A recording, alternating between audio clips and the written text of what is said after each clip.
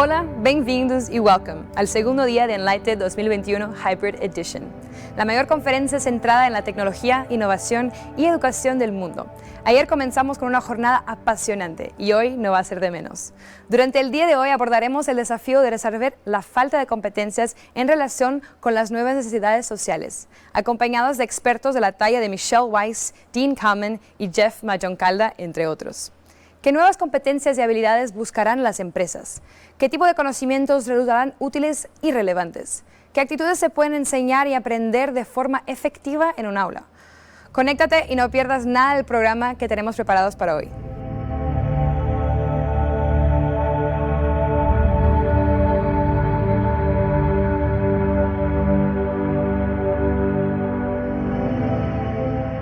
How can we prepare for jobs that don't yet exist? What kind of skills are most valid in the workforce today?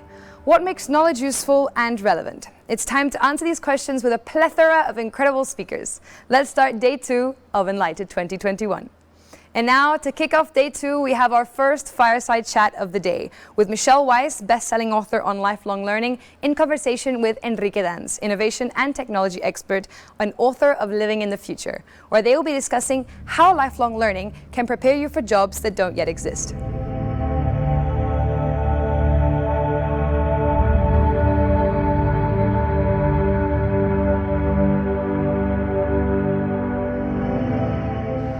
Welcome, Enrique and Michelle. The floor is yours.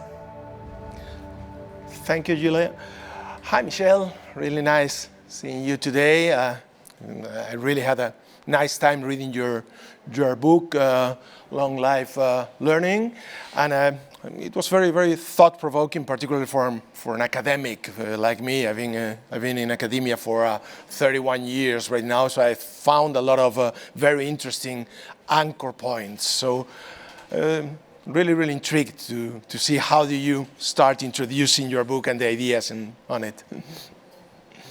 Thank you so much, Enrique. It's so good to be here with you and the audience. I thought it might be helpful before we jump into talking about the insights from the book for you and the audience to be able to hear from the learners themselves.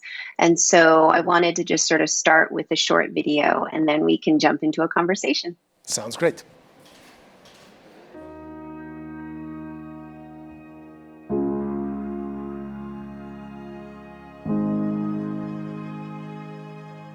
I feel like I could learn to do most jobs, but I understand the reality of the job market is you have to come in saying, I already know how to do this. No one's going to give you 6 months to figure out how to do a job.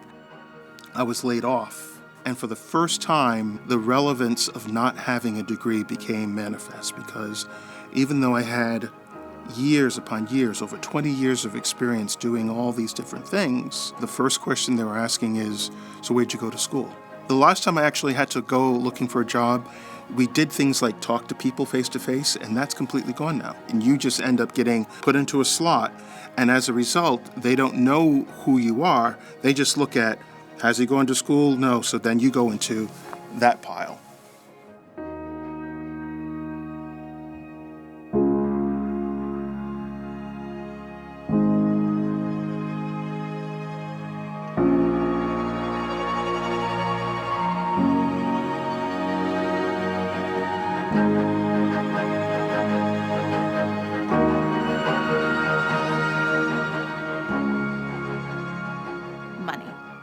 Because you don't learn how to finance. When you're poor. So you don't learn how to look, you almost ignore your finances.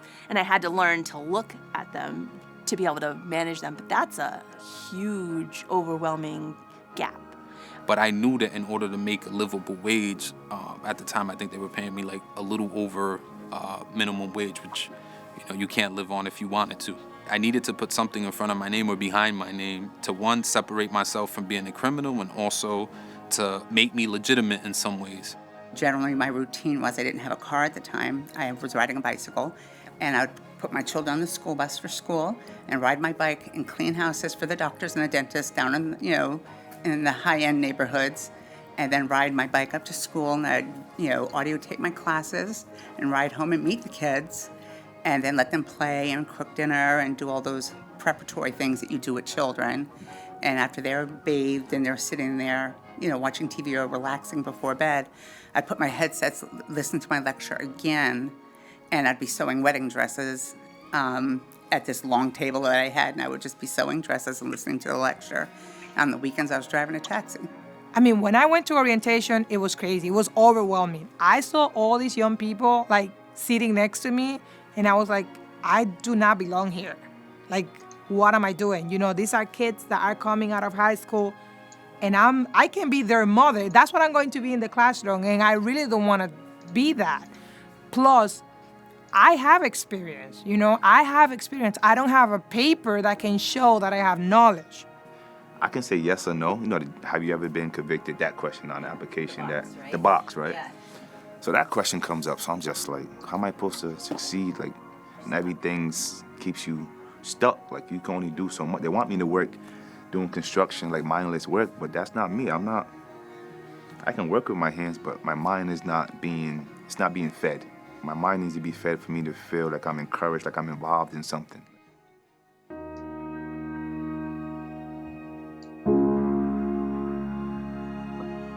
People are working hard. People are working so hard. And people don't have opportunities that other people have. And it doesn't mean they're not smart. It felt like punishment, just to try to get ahead. I have this go get it spirit, but I was never in a position or given that supportive hope to keep going forward. You know what I mean? And I knew that's where I wanted to go, was forward.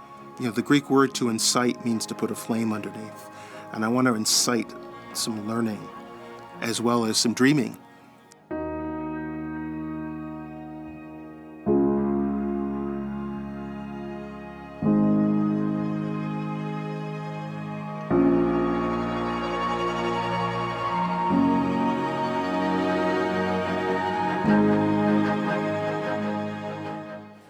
Extremely interesting, Michelle. Very, very interesting work, and I guess you did a lot of those interviews. I heard more like 100 or something, which is a lot of work in terms of research. And the first thing I was intrigued by, even before I started with the book, was the concept of lifelong learning has been resonating a long time in academia. All the universities love to think of our students coming back again for additional training when their situation changes or when the professional, their industry evolves or something like that. So. The first interesting detail I found about your book is the fact that you reverse the typical term, long life learning, and you use lifelong learning, and you use long life learning. What are your reasons for that change? Yeah, so precisely that challenge of we all intuitively agree with this concept of lifelong learning, right? We talk about it all the time. It's decades old. It's not something new. But what I always found fascinating whenever I would attend different conferences is that you would get a bunch of different presidents and provosts and academic officers around a table, and they would all be agreeing to how important it is for us all to become lifelong learners.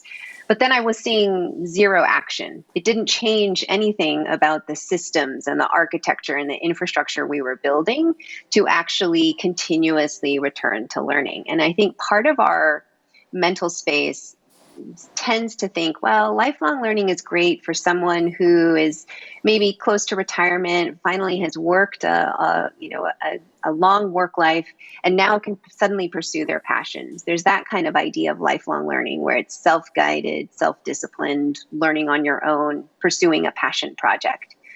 There's another kind of lifelong learning that we think, oh yes, we believe in lifelong learning, but for those people over there, I've got a degree, I've got a great job, I don't necessarily need to worry about lifelong learning. The reason why I wanted to switch over to this concept of long life learning is that for me, it was a really helpful mental model to kind of jumpstart us out of this sort of inertia and this kind of stupor where we felt paralyzed to do anything. And I think what happens is when you suddenly hear something like that the first people to live to be 150 years old have already been born, it suddenly makes us have to kind of snap out of it and think, wait a second. So even if I do have a degree or a very fulfilling career, that's not going to be enough. I am going to have to constantly return to learning to make a 60, 80, 100-year work life work for me, right? And I think that's the thing, even though it sounds crazy, but these are things that futurists and experts on aging and longevity are talking about. When you actually take a look at our workforce today, in the US in particular, people are staying in the workforce for far longer than they had ever anticipated. They are staying into their 60s, their 70s. And then the folks who are retiring, it's not like they have had those careers 40 years in one place. They've actually experienced 12 job changes by the time they retire. So when we just sort of slightly extend the idea that we might live longer, which we all, and that we might work longer, which we are already doing, it's not that crazy for us to think that we're going to have to do this 20 or 30 more times in the future to change our jobs. And when you watch that video of the learners themselves talking about how hard it is just to do one job change, how in the world are we going to do this over and over again? So that's really kind of the motivation for writing the book. Interesting. So, I mean, I found it interesting because after all, I mean, you have a very interesting career. You started with a degree in English, and you got your tenure and all that. I started as a biologist, believe it or not. I mean, my original degree was in biology, and I worked in a genetics department. But both you and I, we made significant shifts in our career. I mean, you started to do something completely different. I started to work with computers, and then I started as a software teacher in a business school, and here I am. I got my PhD in a totally different area. But you seem to focus your research in adults that for many different reasons, they seem to have been left behind or left on the sides of the job market with less and less opportunities due to this lack of formal education. In your case or my case, we already had our degrees hanging on the wall, looking very nice, and we could think of a career change, a career shift. But for them, it's kind of different.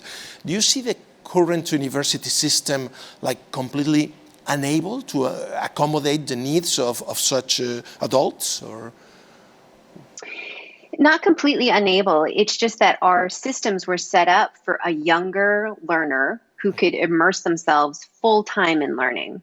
And now when we think about that longer work life that we somehow have to reskill and upskill over time, and you use that older structure that was meant for those full-time learners, suddenly when you're dealing with someone who is 45 years old, has 15, 20 years of experience, but no degree, they have to somehow figure out, how do I upskill without starting from scratch? And our systems are built so that these adult learners who have a lot of skills and experiences to bring to the table have to start from scratch, right? We're not truly meeting them where they are.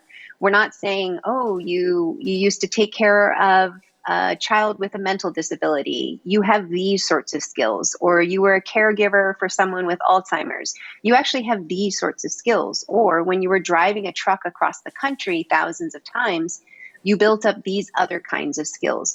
We're not helping them sort of understand what those skills are to then say, really, you're actually, 60% of the way there towards going in this direction to be a systems network analyst, right? Or you're 80% of the way there towards being a human resource manager. You and I have gone through so many different job changes, but were they easy? Not at all, right? And we're technically skilled if we have a degree, but having a degree even doesn't necessarily prepare you to make those kinds of changes. And again, that's why my concern is so heavily focused on the people who are being left behind. I wrote this book actually prior to the pandemic. And at that time, there were so many different conversations about the future of work. And what I was worried about is if we want to build toward the future of work, we need to figure out what to do with our present situation where we are already leaving behind so many people. We're so worried about automation, AI taking away our jobs. We didn't realize that we already had 41 million Americans in the US who were already being left behind. So if we already have that challenge, what in the world are we going to do as we try to upskill and move forward? So that, and then the pandemic just brought that all front and center, where we realized we have no good way to help skilled folks actually port or transfer their skills that they have today into something new, right? When retail and hospitality just completely came to a stop, we had no way of saying, you've been in customer service over here. There's actually an in-demand opportunity over here in a totally different industry that you would be well prepared to sort of just add a few skills and you're there, right? We just don't have those mechanisms. So it's that kind of concern that I have about the people who are being left behind, how hard it is to make just a single transition. So I guess it's something that it doesn't necessarily happen to people with, let's say, a certain subset of the market with low skills or perhaps no formal degrees. It's something that can happen to anyone. Is this related to ageism? I mean, age discrimination. The job market tends to prefer younger workers, perhaps cheaper in that regard, instead of people with more experience, etc., but that tend to be or they could be more expensive sometimes. Yep. And not only that, not only do employers tend to want the cheaper, younger labor, but we also prefer to hire machines over people, right? Humans are messy, so we'd rather have some sort of automated version of what is going on. But I think those conversations about the future of work have really sort of switched over from preparing us with the right, science, technology, engineering, mathematical skills. There was a conversation about that, how we just didn't have enough of those degrees to match this future of work. And then suddenly you saw that the conversation was actually changing to, we really need to figure out what are our unique competitive advantages as humans so that we can keep our jobs or that we can coordinate better with those machines and computers. So you've seen this kind of, this narrative come into light. But it's really both. We have to have both those human and technical skills to survive in the future. One or the other is not really going to do us any good. So, I think that's something that we need to just sort of consider. I totally agree. I mean, in fact, in my institution, what we think is that we need to focus on humanities because these are the things that machines will not be able to replace. Of course, you need a solid training, STEM and all that, but humanities are the things that differentiates us from the machines. So what are the changes that you would be urging or asking the educational institutions, the universities? Because as I said, I've been 31 years in the academia, although many people, most of my readers, etc., contend that I'm not a conventional academic. I'm more in touch with the industries, with the companies out there. But I feel like you're asking something from us, from educational institutions. What are these changes that you think are important to start thinking about? Absolutely. Yeah, if I could maybe show slide 3 here, I think it might be helpful to kind of help us visualize the work ahead. We tend to kind of accept this idea of a T-shaped learner. So if we go to, slide number 3. So this idea, right, that as we think about being prepared well for the workforce, we need T-shaped workers and learners who have that broad, generalist, those human skills, and then some sort of vertical, technical or technological expertise, right? That's kind of been a fashionable idea since the early 90s when this idea of the T-shaped learner came about. If we just go to the next slide, number 4, if we think about translating this into a longer work life, even that idea of a T-shaped learner is not going to be sufficient for the future, because at some points in our career, we are going to have to broaden our skills and build up those managerial, those quote unquote soft skills. Soft skills are very hard to acquire. It's not easy to teach empathy, emotional intelligence, right? You can't learn it in 6 weeks and suddenly become emotionally intelligent. It's a little bit easier to do a boot camp in SQL or cloud computing or machine learning, right? Giving us just that little bit of vertical expertise. Sometimes we're going to have real depth of expertise in a certain area. So the call to action here for our universities and our colleges is to look at this picture and say, how are we actually set up to be that infrastructure of lifelong learning for our adults?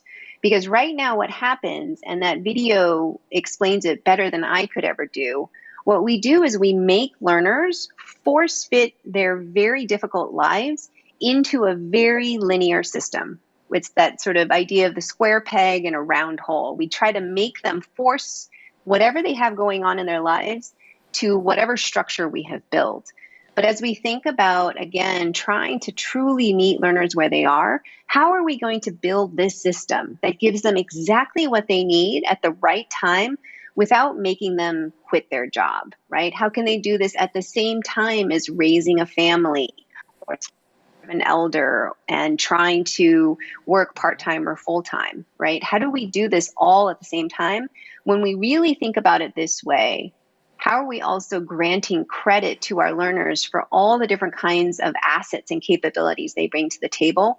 We don't do this well, right? Our structures are very rigid. They're very brittle. We do not create on and off ramps in and out of learning and work for our learners to be able to do this. So this is truly the call to action here. Is this also related to the way we learn? I mean, I keep thinking that we are right now in the after Google, in the AG era, not in the BG era. So the BG versus the AG, they are very, very different. In the before Google era, we were memorizing everything, and once you were able to, in theory, able to memorize everything, you were trying to pass an exam. Okay, and this obsession with the exam and the qualification and the credits that you get once you pass the exam were pretty much the way we were learning. Now apparently it's different because, well, in the AG era, whenever we need some specific piece of knowledge, we just Google it and we have it ready at our fingertips. Does this signal that we should change the way we learn or the way we actually teach? Exactly. Like if we think about the fact that everything we need to know is at our fingertips in our cell phones, right, in our smartphones, the idea that somehow we are conveyors of material and conveyors of content just no longer makes sense for learners who are thinking about spending thousands and thousands of dollars to invest in their education, right? And so the idea that content is no longer proprietary is huge. Google makes it so easy for us, or YouTube, right? The amount of things we learn how to do via YouTube. Suddenly we have to think about, okay, so if content is everywhere, what is it that is our unique advantage as a university or as a college? What is our program truly doing other than disseminating content? And it's really about this idea of applying our knowledge into a specific real world context, being able to be launched into any sort of ambiguous circumstance and exercise judgment, know how to synthesize information, know how to take a concept from a seemingly unrelated domain and make it a part of your solution for this particular problem you're going through. So that idea of kind of problem-based learning has to become just a more significant part of our curriculum instead of, when you're in your final year of university, then you'll maybe take this one course where it's a capstone experience where you have this kind of problem-based learning going on. No, it has to be across the entire system. Every course has to be about that application of knowledge. Because when we think about the people that we engage with every day or the people that we hire, I'm sure you've hired people who sometimes just want to be told exactly what to do and they will do it, right? But those are not the workers we need for the future. We need someone to be thrust into just a truly confusing situation, make sense of it, observe, use their systems thinking capabilities, and get to work, right? We need that ability to just sort of deal with these very ambiguous circumstances. So I think if we go in with that lens of how do we truly cultivate the best problem solvers in the world, it forces us to look very critically at our existing curriculum and say, this will not do. Very interesting. So going back to Google or to their human resources practices, you know that they don't even call those practices human resources because they think humans are not resources. So they call them in a different way. I remember a particular person, Laszlo Bock. He used to be at Google, and he wrote a very influential article back in 2013. I remember saying that they were at Google trying to see the correlation between the grades that people got in their education and their professional performance, and they ended up with a very clear conclusion: there was no correlation. So they started to figure out, they tried to figure out other ways to hire people, paying attention to other things than the grades.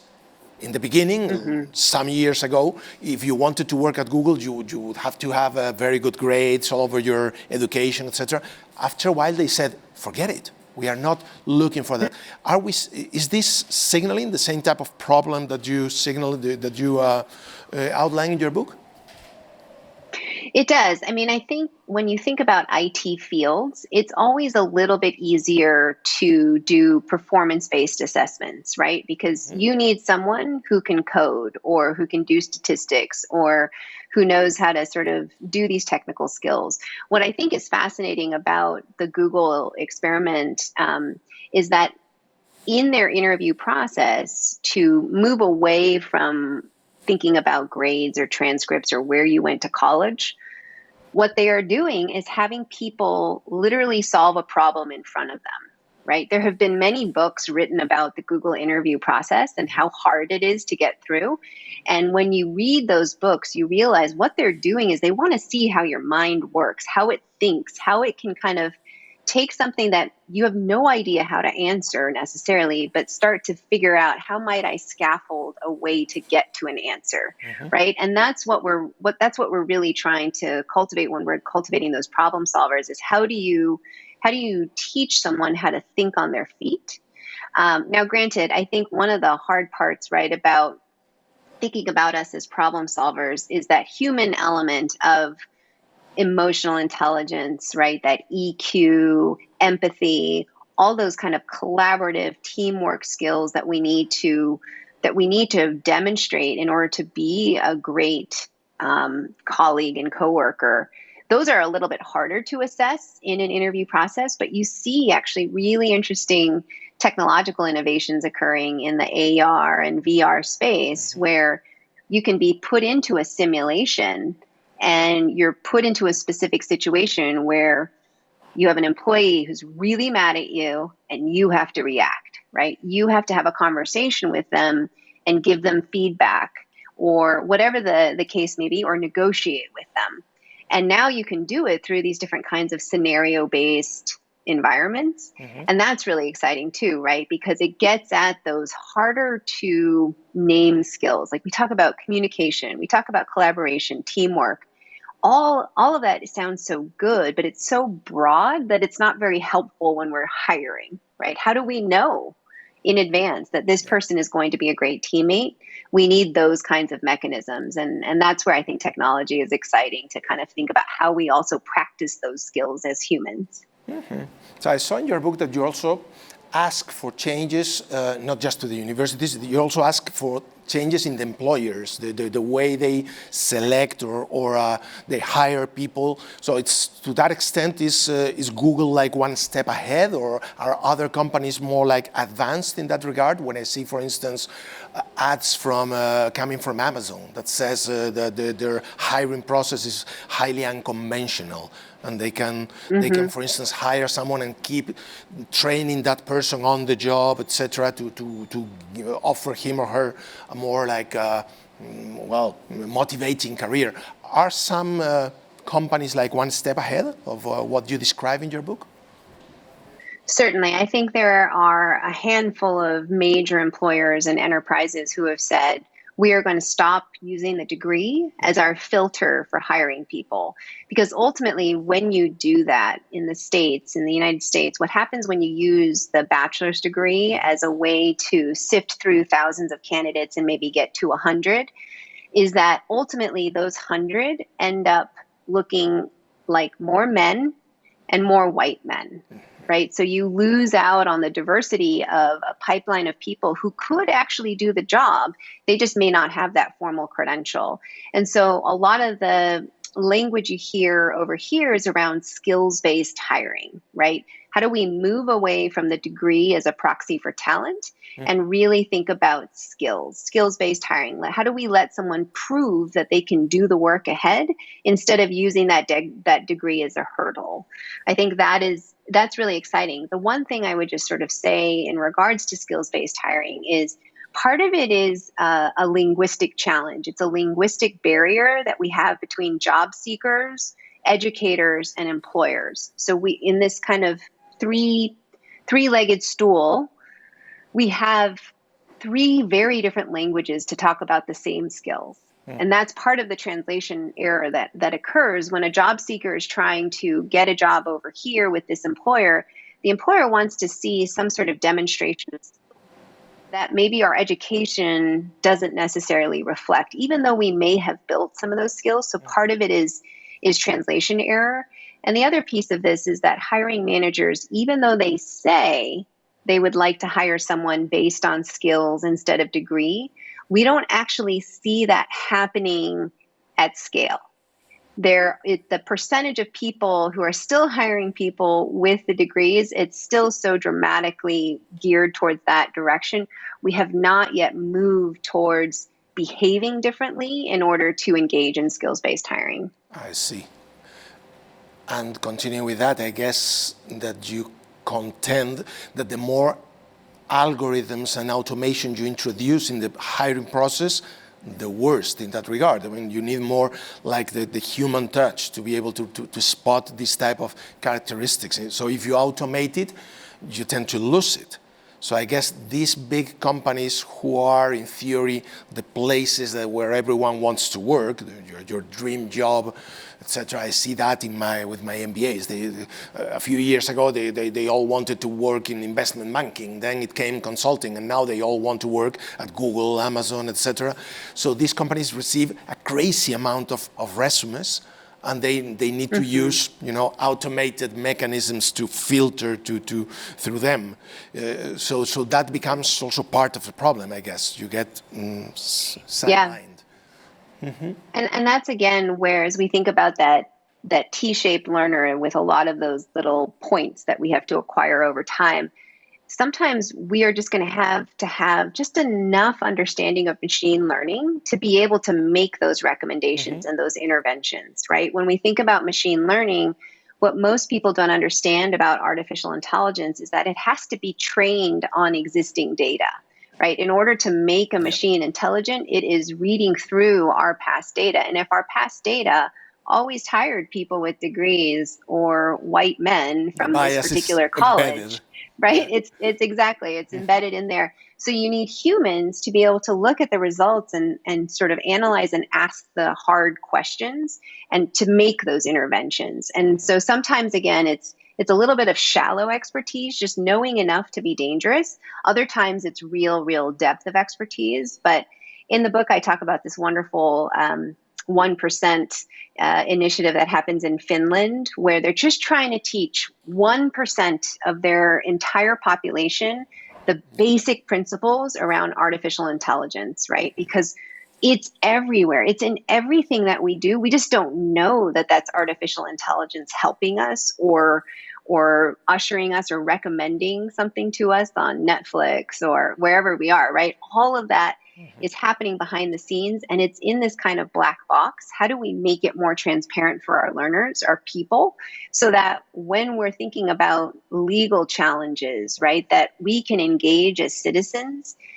We all need that kind of basic understanding of these very interesting concepts. It's nice to hear you mentioning that course, because I found it really good. I actually recommended it to my students to check it out, because it's open for everyone. You don't need to be finished to take the course. So I was wondering, is this a problem with isomorphism. I mean, universities tend to resemble more and more other universities, and we all tend to resemble our normative environment, so to speak. So is this a problem of professors and universities looking too much at our belly button and trying to do all the same type of things, more publications, more publish or perish, tenure, etc., and losing touch with the reality of the job that we really have to do? I think, when we think about the distribution of different kinds of colleges and universities, there's always going to be a need for research institutions, right? We need truly engaged faculty members who are engaged in research, who are pushing fields forward, who are helping us advance. Advancing knowledge. But not all of us need to be research universities. But our systems are set up to try to want to be, exactly as you say, that isomorphism. We all kind of want to be like Harvard, even though we can't be Harvard, right? And so, but we end up changing our behaviors to move in that direction. Meanwhile, you have millions of learners in the case that I'm talking about, you have 41 million people who are not earning a living wage. They are not thriving in the labor market. They don't care about the research. They care about getting access to the right education that will launch them into a better economic opportunity. So they're not feeling this hustle to survive, right? So when we think about the value proposition of a lifelong learning infrastructure, for some people, it's going to involve research and being at a research university. But for a lot of us, it means we have to figure out, how do we change our behavior? How do we change our systems to meet those 41 million Americans, right? And so I work in academia today. I'm a vice chancellor of strategy and innovation for a large online university system. And even within that area, there's kind of an isomorphism for the leaders in online education. There's like a certain way of doing things, right? But we have to think about this lifelong learning infrastructure as an opportunity to do something quite different. We shouldn't be trying to be like the leaders and trying to catch up. We should actually be moving in a very different direction, catered to the needs of those learners. And that's where I think we can have truly the most impact. Yeah, because the system is becoming kind of schizophrenia with two different sides. I mean, if you are doing a lot of research, if you're a professor and you're really, really focused on your research, when you teach, you don't even mention your research. Your research is that very deep thing that you have for you, and you only tell that to some scholars in some congresses somewhere. But when you teach totally different things. And in the worst cases, you don't even teach. You ask some teaching assistant to do it for you. So there's a disconnection there, sort of a disconnection. Is that part of the problem? Is that some symptom of the problem? Yeah. I mean, our incentives are such that we uphold research, and then teaching kind of comes far below that in general, right? With it, I've had colleagues in the past who have won teaching awards at a university, and their mentors have said, try not to talk about that too much, because it's going to look like you're not a serious scholar, right? So the incentives are not aligned toward the great teaching that we need to facilitate for our learners, right? And we also have to think about, what is our role as faculty members? It is not always going to be the center of the classroom or the center of the online experience. We are not the stage or the source of all knowledge, but we may be more on the side, guiding them along, mentoring them, coaching them, helping them understand how they deploy that knowledge into action, right? It is not always that central figure. That's a hard shift in mindset, right? It is, because it looks like going against the flow. It looks like your colleagues are going to look at you like, what? It's difficult. So research is obviously important. I mean, you do research, you publish your research, and then perhaps some months or years later, you see that in consulting companies using those models, etc. So it is important, but there seems to be a disconnection between research and teaching in that regard. And I totally agree with what you just said. One more thing, you were focused on your research and interviewing all these people, etc., and with your research question clearly in your mind, and then all of a sudden, boom, March 2020, the pandemic arrives, and we have all this commotion, these huge changes in the market, everywhere. All of a sudden, we were in the middle of a lockdown, people trying to work from home, etc. How did this affected your conclusions or the situation itself, the pandemic? Yeah, it's a funny thing because my manuscript for my book was due, and I had just turned it in very close to the time that the pandemic locked us all down. Wow. And so I had just turned in this entire manuscript. I thought I was done. And then I took 2 weeks off just to sort of think about, does this mean that I have to rewrite the entire book potentially? Thank goodness it did not mean that. But what it helped was, with all of those conversations about the future of work that sounded so thrilling and exciting and scary and also paralyzing, I realized that one of the hard things when you're talking to people about when you're talking to people about jobs and things that are going to go out of existence, it is overwhelming to think about, 47% of the workforce potentially being out of job because of automation, right? Those kinds of numbers are paralyzing. Or even if it's 36 million people out of a job, what happens when you focus on the things and the jobs is it takes away that sense of being able to move toward action. And so for me, it just became clearer how important it is to shift the conversation from the future of work to the future of workers. And that was really my attempt here, right? To bring people, the human side of this to life,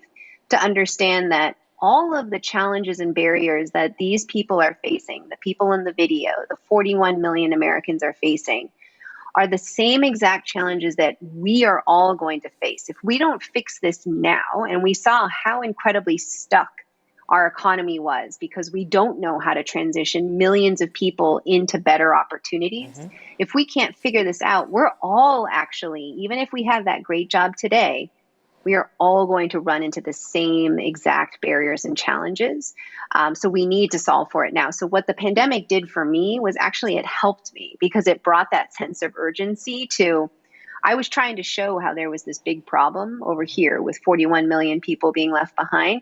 I didn't have to do that anymore because all of a sudden I had an extra 40 million people who were out of work, right? Who couldn't figure out a way to move forward.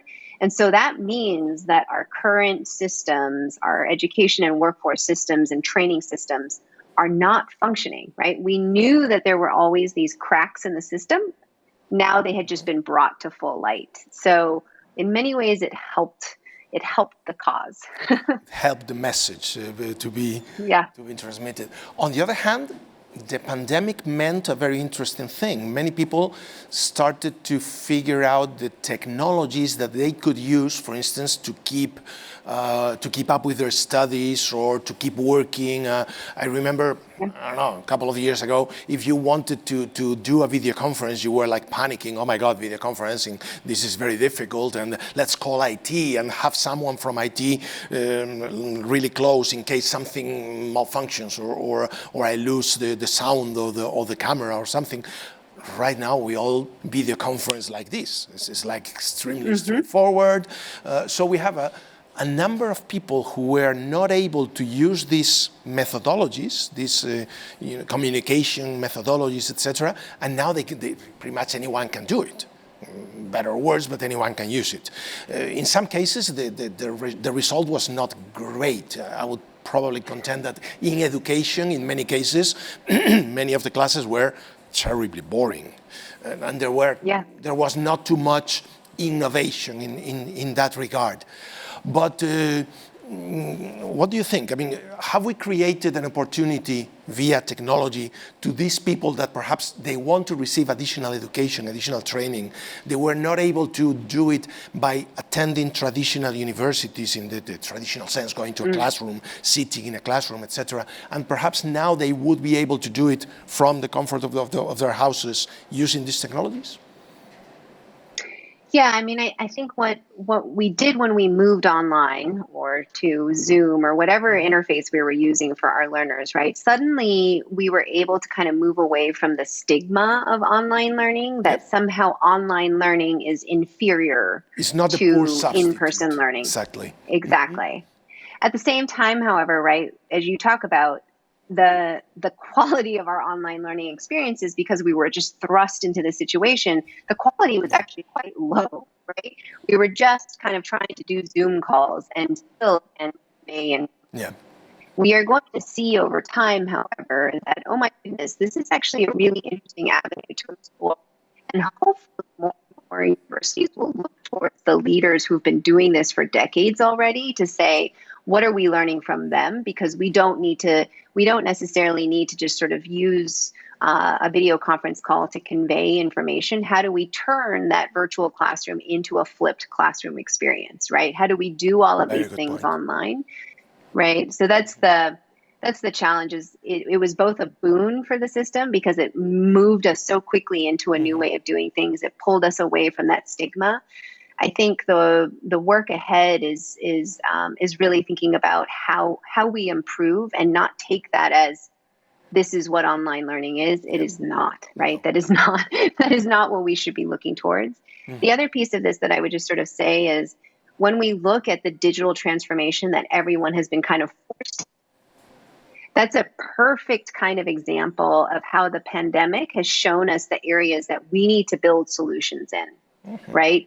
The fact that we were able to move toward digital transformation in so many companies and employers is a great thing, but we don't actually have structures set up in colleges and universities to teach these kinds of skills. How do you lead a company through a digital transformation instead of just being forced into one, right? So if we look at the things that kind of came out of the pandemic, we can actually start building there. When we look at how today our supply chain is kind of falling apart, right? Because we stopped activity in so many warehouses and now we're all waiting for a shipment to come that used to take maybe 4 weeks, now takes 16, 20 weeks, right? When we look at these areas in supply chain, logistics, we don't have enough programs to prepare our folks to be able to move into those roles that are so clearly needed in the market. So again, as we look at the lessons of the pandemic, let's look at where we were forced to adjust or switch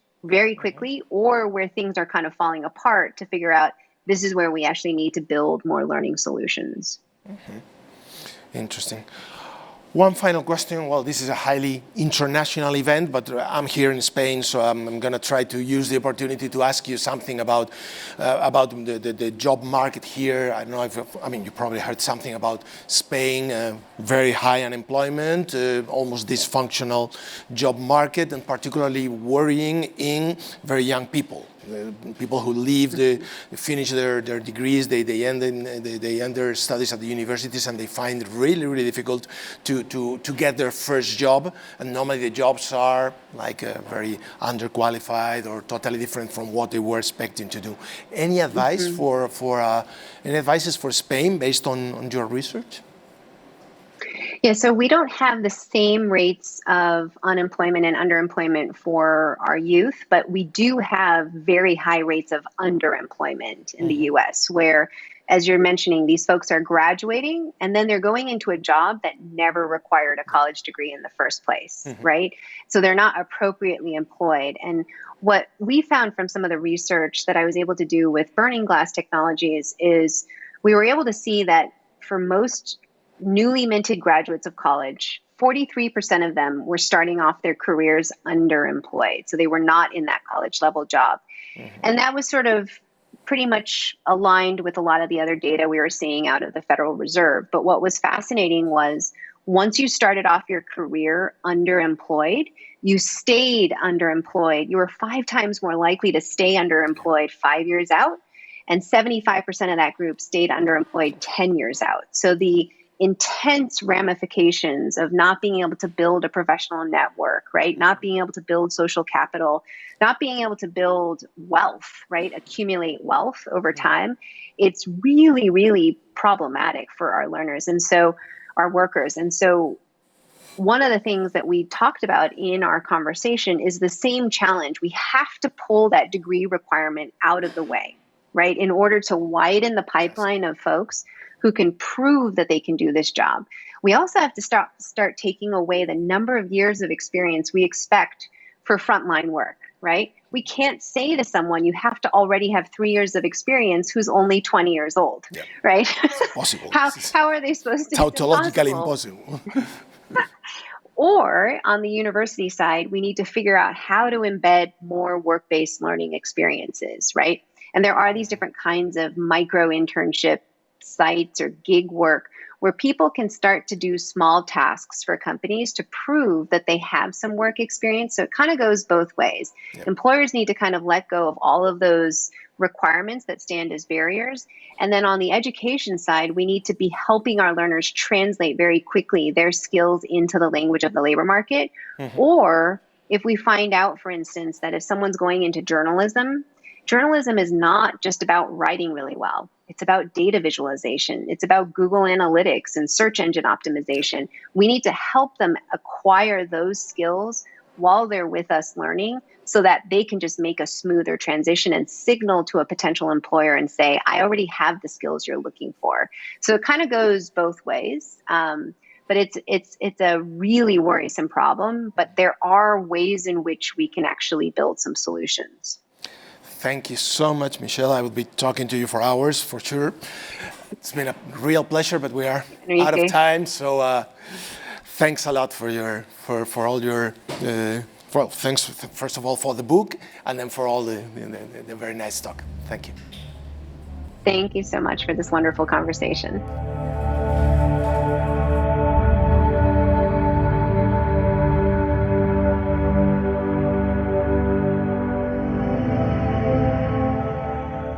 Thanks, Michelle and Enrique, for the insightful conclusions drawn on how learning doesn't end once you leave university and how important it is to embrace lifelong learning in this ever-changing world. Gracias por recordarnos también la importancia de soft skills, como la resiliencia y la adaptabilidad, como complemento necesario de las habilidades tecnológicas. A continuación tenemos a Dean Kamen, creador de Segway y fundador de FIRST, en una conversación con Carmen Morenes, directora general de la Fundación Telefónica, en la que hablarán de cómo impulsar la creatividad y la innovación. FIRST, acrónimo de For Inspiration and Recognition of Science and Technology, es una organización dedicada a motivar a la próxima generación para que comprenda, utilice y disfrute de la ciencia y la tecnología. Tras muchos años, FIRST se ha convertido en la competición de robótica más importante del mundo. Now it's time to discover how to make science fun. How can we make STEM both a sport and entertaining? Welcome.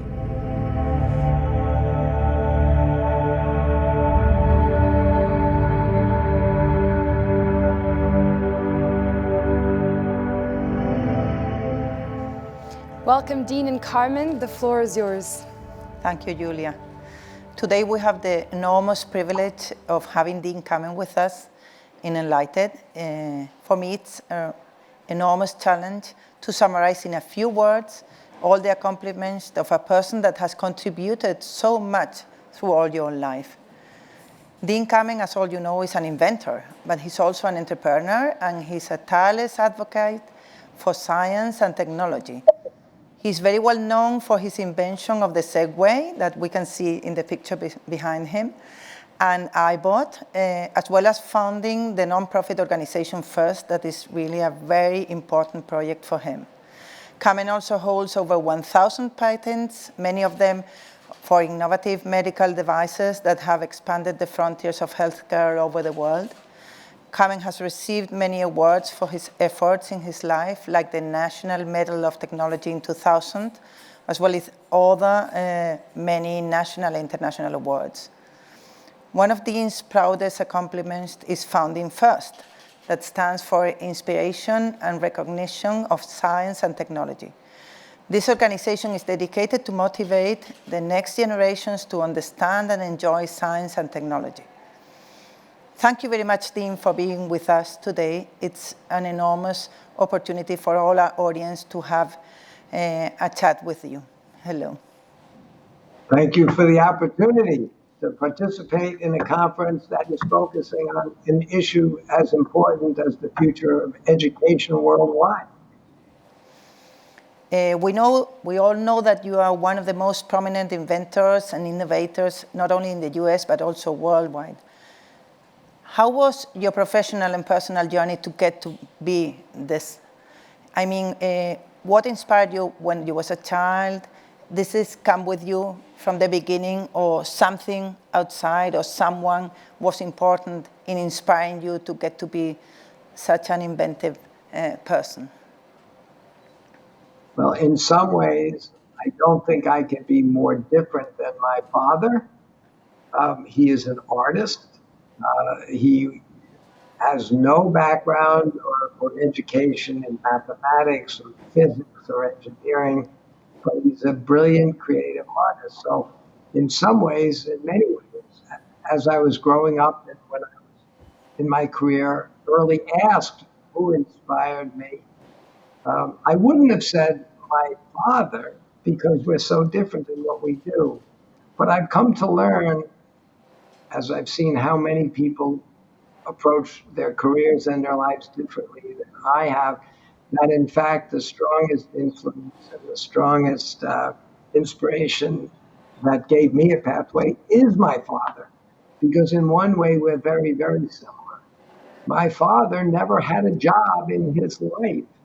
He is an independent artist, and he would do work for people, and he'd get up every day and hope that he would make something that people would want enough that they would pay him to do it. And when I was a young kid, I remember, as I watched my father work, asking him, how he chose that. And my father said to me, and he's not a man of a lot of advice, he said, Dean, find something you love to do that you will, because you love it, get so good at it, you can make your career doing something you love, and then you'll never work a day in your life. I have no artistic talent. I could not go up and do what my father does, but as I did grow up, I learned that the power of mathematics and engineering and physics could give me tools that I could use to be creative, the same way my father was creative. His tools are a pen and a canvas. My tools are machines and electronics. But we both, I've now come to realize, do the same thing. We get up every day and try to create something new that was never there before. And I focus on trying to create new things that will improve the quality of life of people, which is why almost every invention I've worked on is medically related.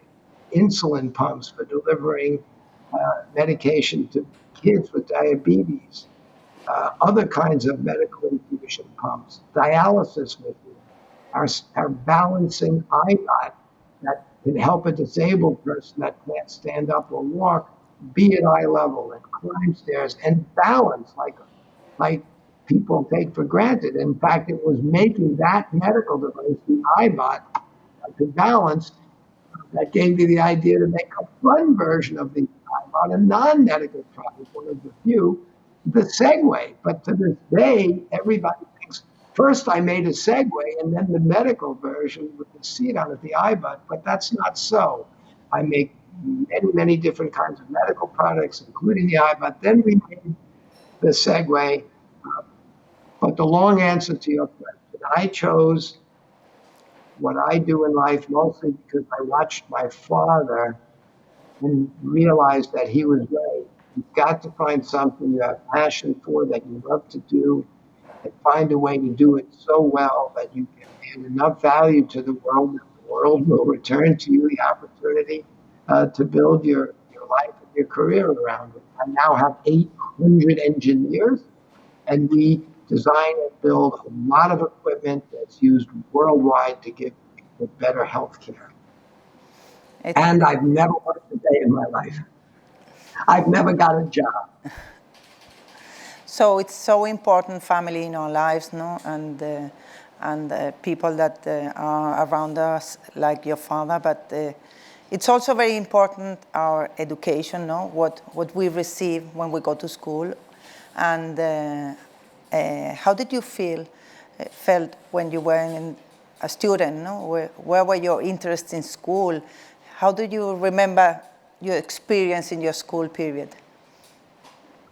I have to be very careful talking about that because I know that a lot of your audience is very passionate about school and education, and many of them, I hope, are involved as educators, teachers, or administrators. So I want to be careful to make sure you fully understand my answer, because the first part of my answer is how did I like school? How well did I do in school? I didn't like it at all, and I didn't do very well. I had an older brother who was spectacular at school and went on and got an MD and a PhD, a professor of medicine, and always did well in school and loved to study and did well on tests and could tell teachers exactly what they want to hear.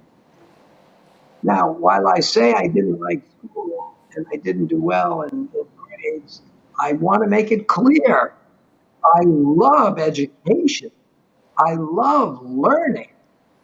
I just found for me, school was a difficult way to do that. The package of school was very structured and it went very quickly, and they went from subject to subject to subject, giving you just glimpses at things. And they made you familiar with a concept. But there's a big difference between being familiar and having a real understanding. And I would learn, listen in school to all the rules they'd give you, and I didn't feel like I understood it very well. I'm a very slow reader, I'm a very slow learner, and so I'd go home and think about all these things I just heard about at school, and Newton's laws, for instance, F equals ma. Well, it only gets about a paragraph when you're in that grade in school and learning science. And I'm thinking, if he was the world's greatest scientist and greatest genius, and he gave us an equation, F equals ma, that's a pretty simple equation, A equals B times some number. What could this mean? And if he's such a great genius and it took his whole life to do that, how am I supposed to understand it in one little sitting? So I went and I got his book, Principia, and I realized what he was trying to say. And the brilliance of that equation was how simple it was and yet powerful. And then the more I started going and getting the works of, geometry, go read Euclid's book, go read what Pythagoras wrote, and I started realizing that most of the great things that we know today that still carry the names, for instance, of the ancient Greeks, it's because it was so powerful and it took some insight and some geniuses to come up with it. And so I started trying to learn on my own and appreciate what they did. But that's very slow and that's very hard. And I didn't do very well giving quick answers to could I remember or be familiar with these things in classes. But instead, I tried to think about all these different concepts from all different angles until I really felt like I, quote, understood them as opposed to could recite them. And then I started realizing that the world of mathematics, the powerful tools of mathematics, and the powerful laws of physics, there aren't that many of them, thermodynamics, mechanics, electricity, and magnetism, could be applied in the world of engineering to use those laws of nature with those rules of engineering to create solutions to problems. So by the time I was a teenager, I was spending more time outside of school learning by building things and seeing them not work, and circuits that didn't operate, and mechanical things that didn't do what I expected. But it taught me that the laws of nature are very specific. And if you try to violate the laws of nature, you don't get very far. It's not like the teacher gave you a B or a C or a D. Mother Nature is undefeated. You either get it right or something terrible happens. And so by the time I got into high school, I loved learning physics and mathematics and trying to create new engineering things. But the school environment was way more structured And I never blamed the teachers. They don't have enough time. They can't cater to each student's needs separately. They can't help you develop and create new things. They've got to get through those basic things they're supposed to teach you. So I just decided that school is a place that gives you all the basic rules, but you've got to really use your own passion to figure out what to do with all this stuff. And in part, I think that's why, after I left school and after I had some success with my inventions and had some resources, I started first because I thought there's got to be other kids in the world that might be intimidated by the way school works or may not be very good at following the methods they use to quote, teach you things, but might really get excited and get passionate and get inspired by project-based learning. And if they could learn differently and learn deeply and get really passionate about things, they could develop great lives and careers for themselves. And it's not that it's better than school. It's an additional aspect of. It's sort of, to me, like school gives you all the tools, but they don't tell you what to build with them. And what kid would want a box full of a hammer and a saw and nails and screwdrivers if they've never seen that they can be used to build a beautiful house? And school goes from subject to subject, teaching you numbers and counting and geometry and algebra and trigonometry and calculus, but they never tell you what the beautiful, powerful things you can do with these mathematical principles, how they explain the rules that run the universe and make it understandable and comprehensible. So I thought giving kids an opportunity to see the power of science and engineering and math would inspire them to be willing to work, even in school, much harder at learning all these incredibly powerful concepts.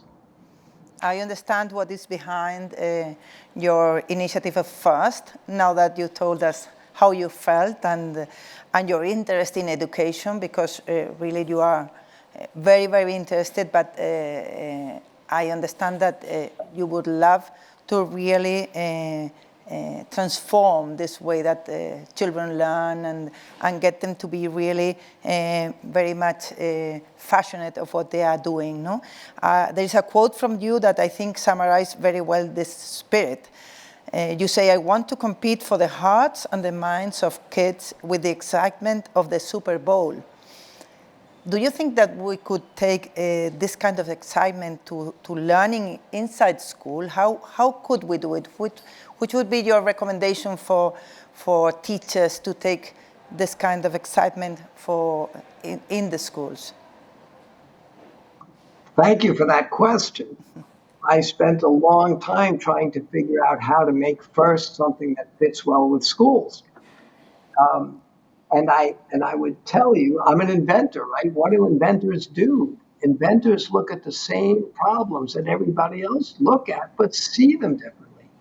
Also, I think good inventors don't start from scratch and invent everything. When we made a Segway, we didn't have to invent the wheel or motors or gyroscopes. We just figured out how to take all those great inventions and put them together in a new and different way. And that became a Segway.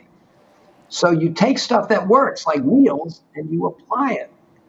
So as I started developing FIRST, my new insight, as I said, inventors look at the same problem. Well, everybody saw a lot of kids, particularly women and minorities, don't embrace science and mathematics and engineering.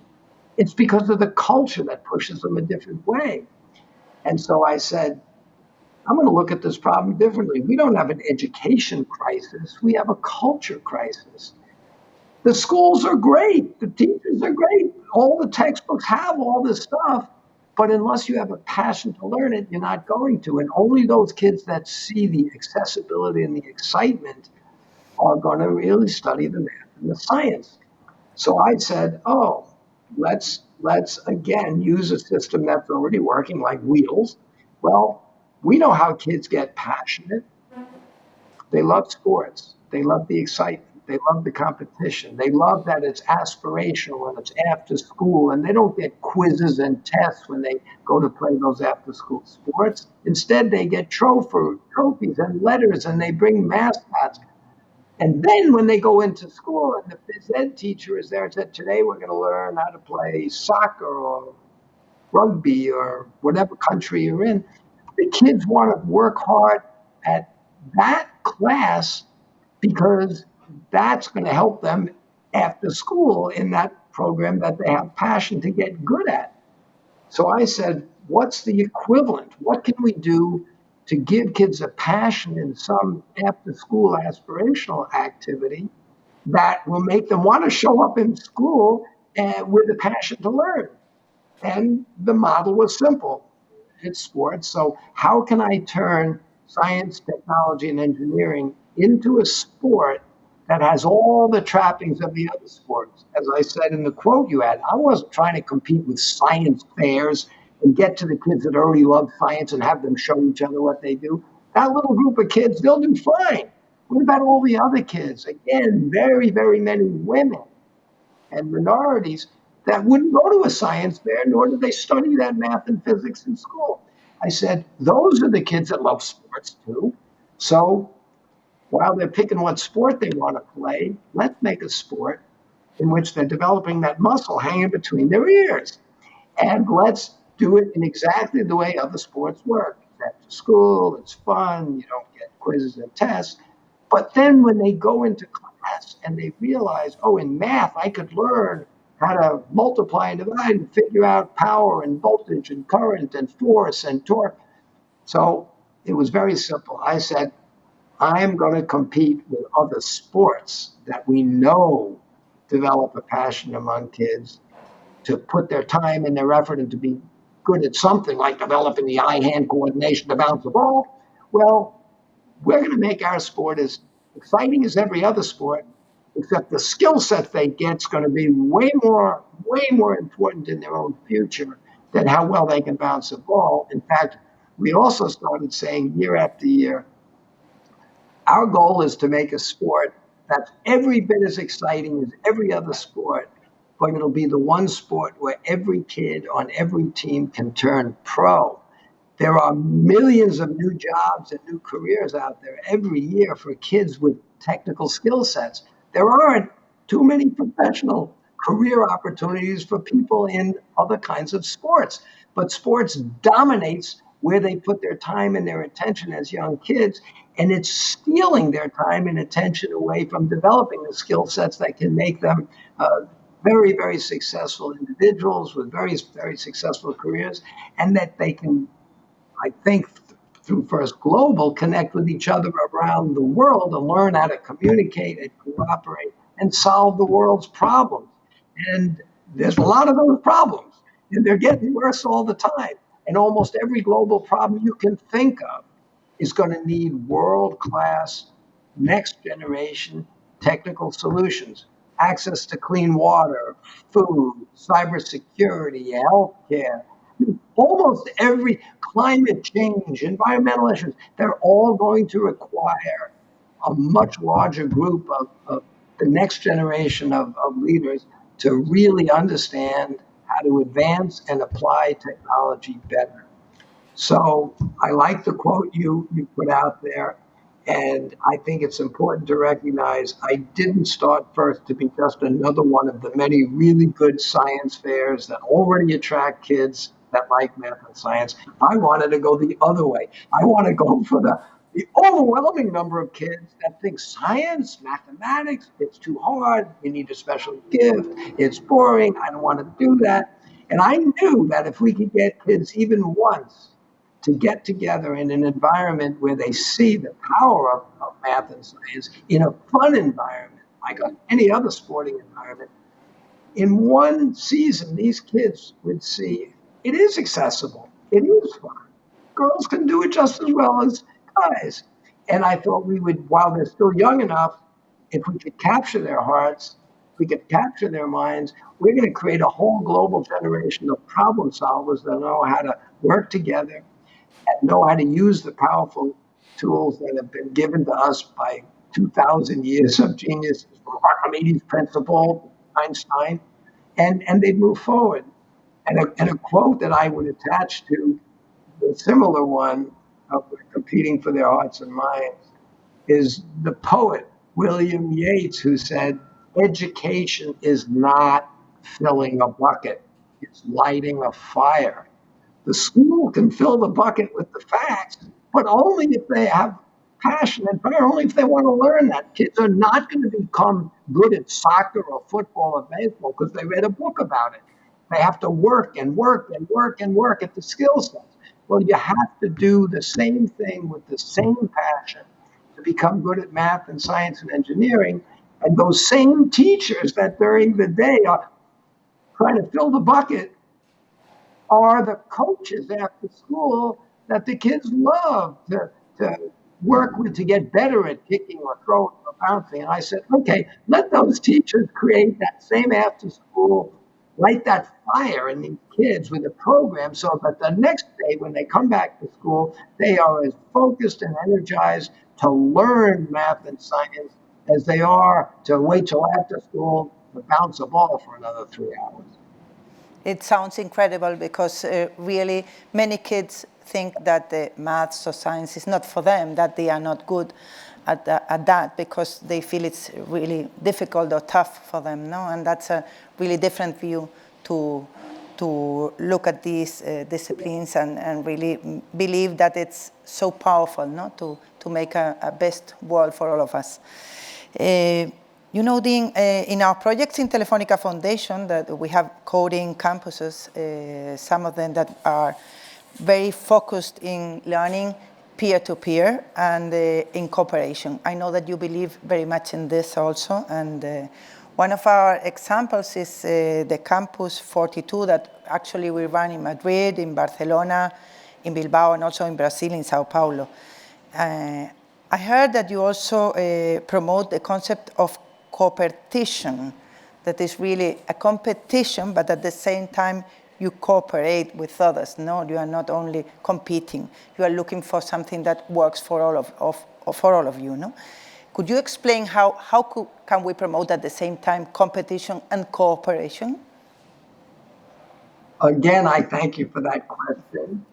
And right from day one, just as I wanted to use the model of sports because it's so powerful as a positive model to get kids inspired to work so hard at the sport versus what they do, I got to do my homework. And just as I liked all the powerful benefits of sports, I realized the day we started first, there's some issues.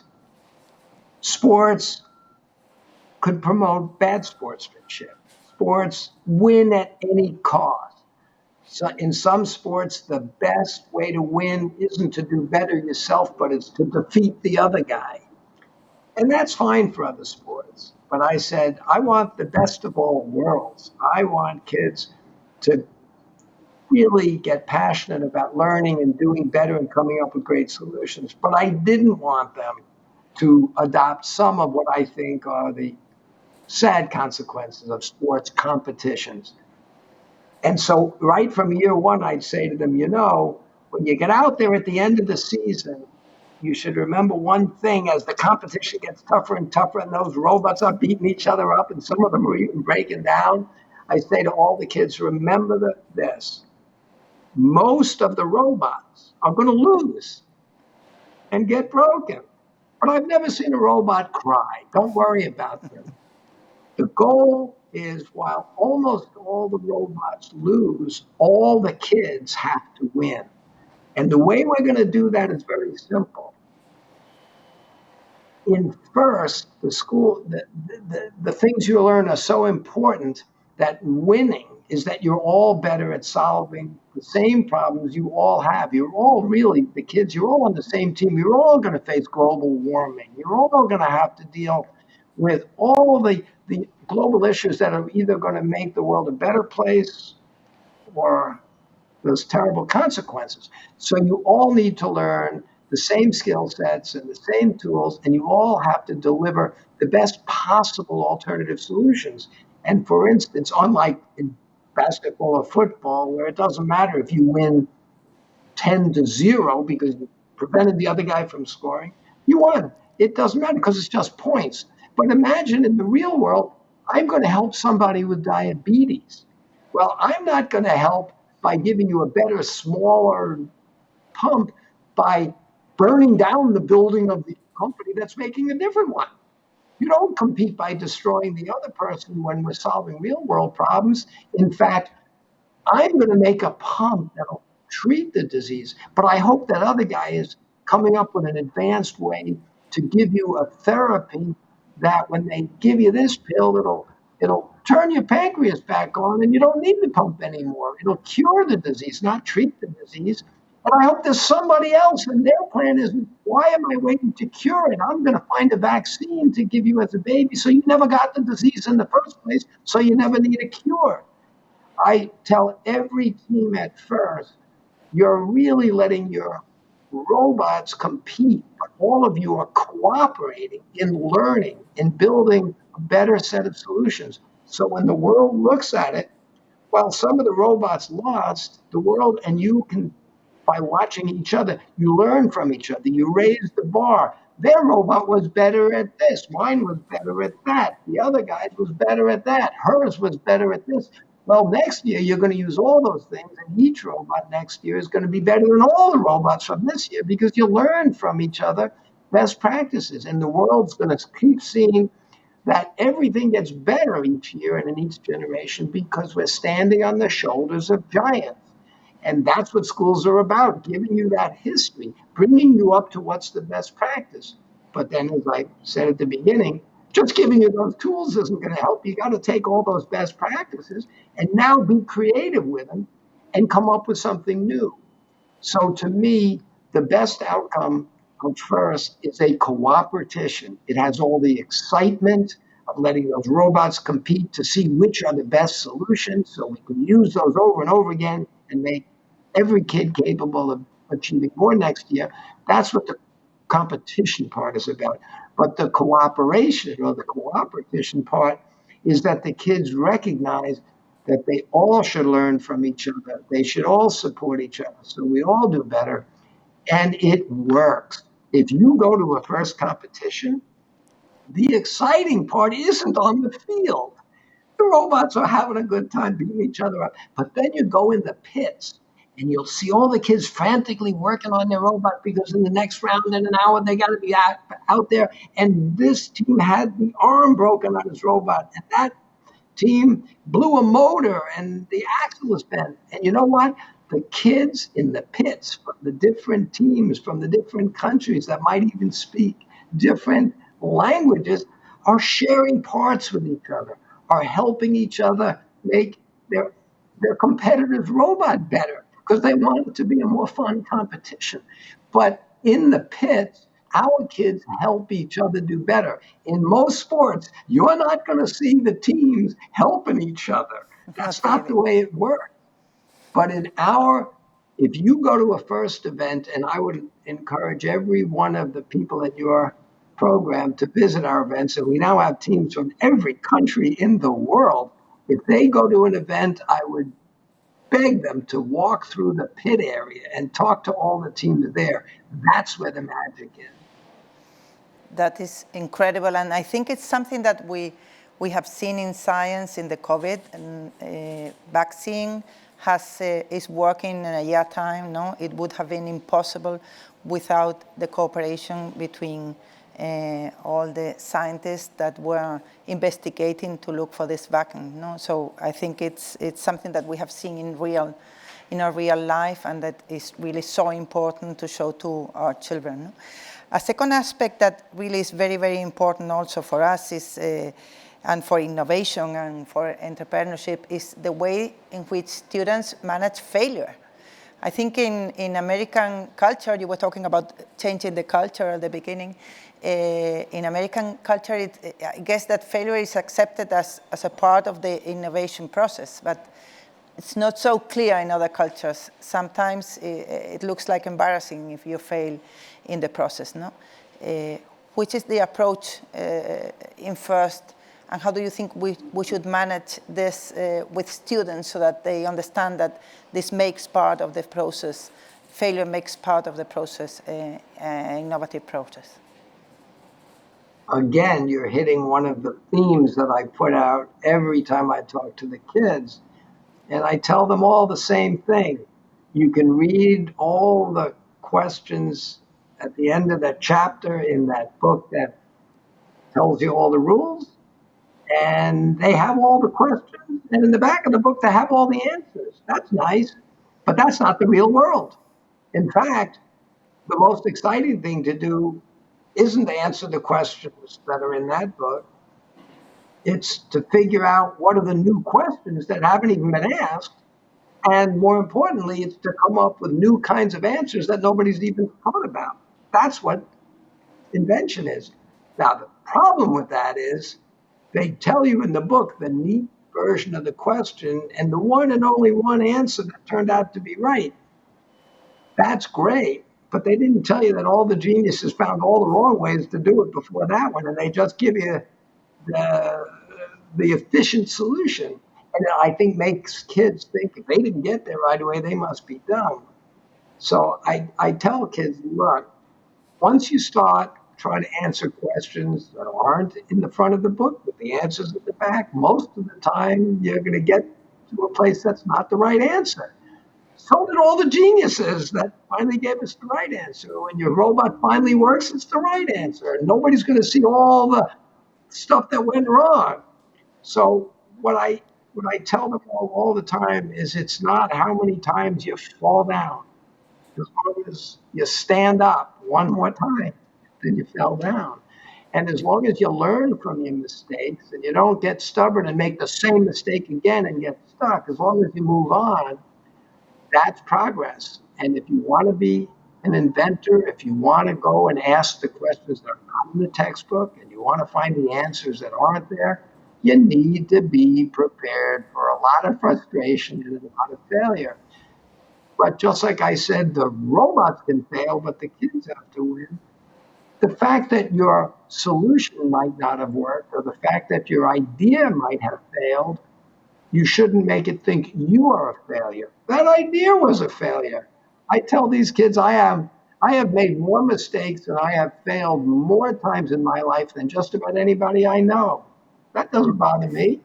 In fact, I would rather have one of the two following outcomes at the end of any hard day's work.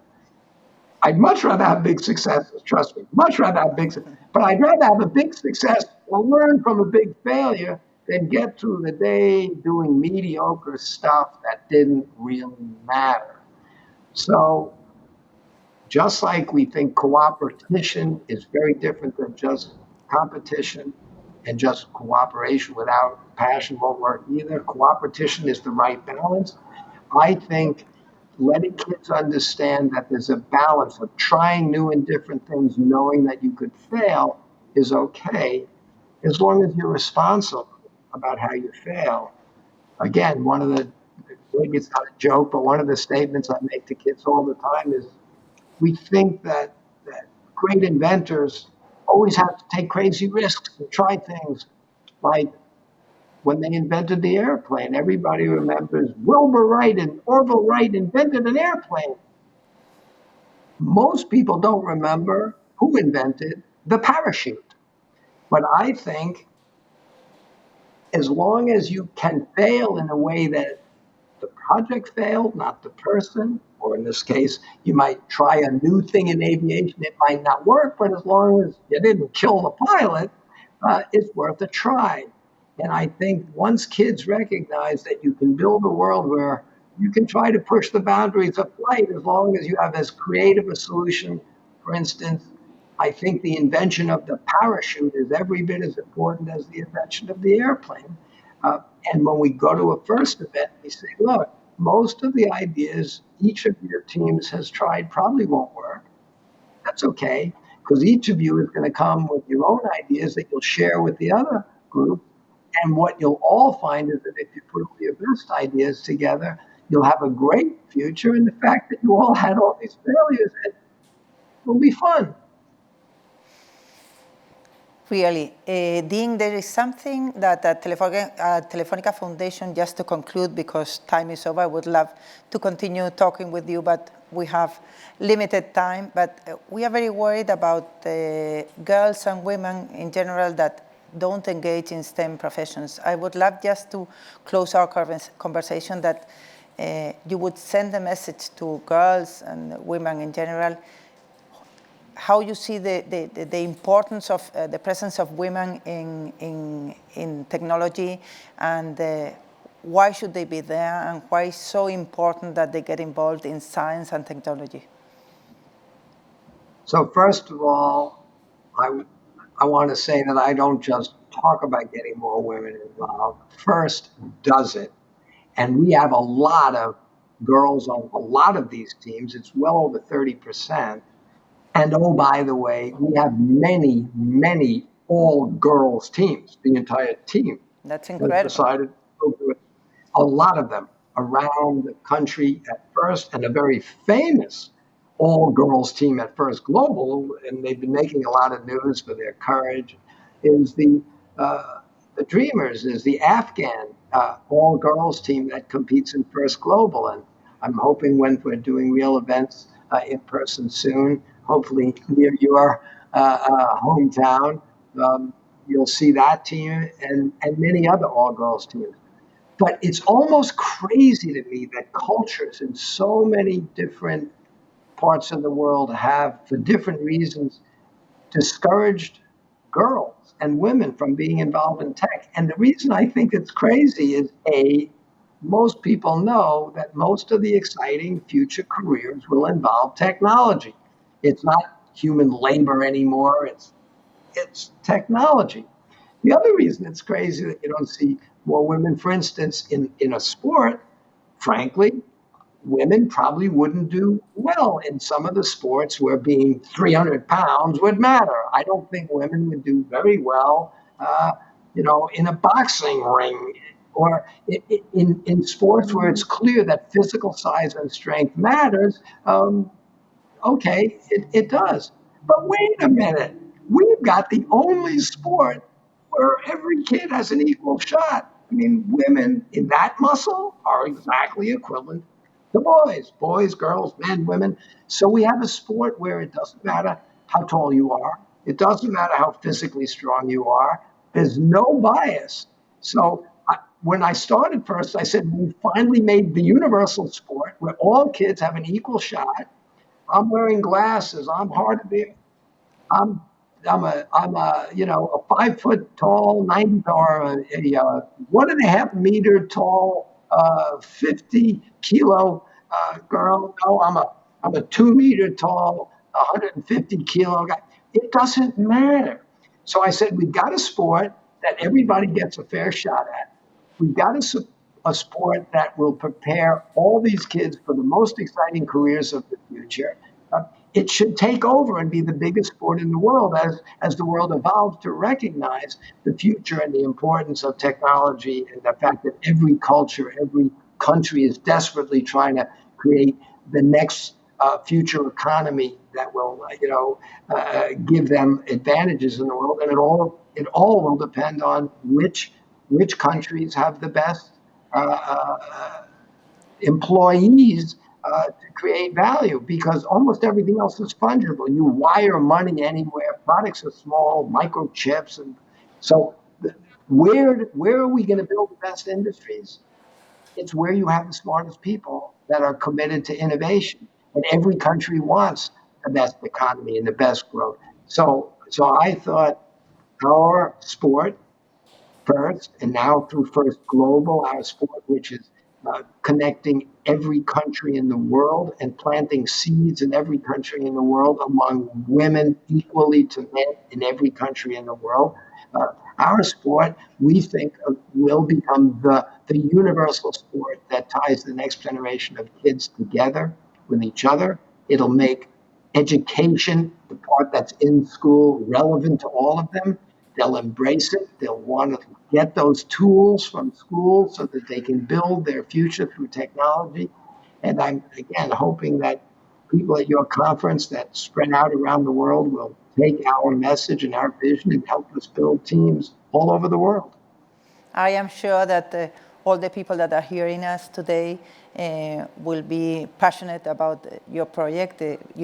We feel your passion that you really take to this first global competition, and I'm sure that many children will love to be there represented and to be able to have the opportunity of learning and participating in First Global. So thank you very much, Dean, for being with us today.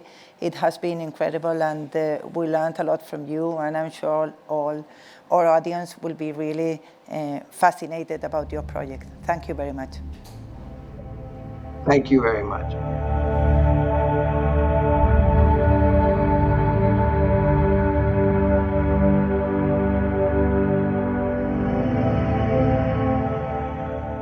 Thank you, Dean and Carmen, for the fantastic discussion. As aforementioned, we really don't have an international pastime that's fun anymore. We have so many distractions that are preventing kids from separating what should be an amusement and a pastime with what should be important to them. Ahora es el momento de un panel sobre el papel del aula inmersiva en el desarrollo de las habilidades del siglo XXI. Corinne Vrigot, fundadora de Codom College, y Nick Van Dam, director del IE Center for Liquid Learning. Welcome, Corinne and Nick. We can't wait to hear more about the developments of the 21st century skills and how companies are reskilling their workforce. Nick, the floor is yours.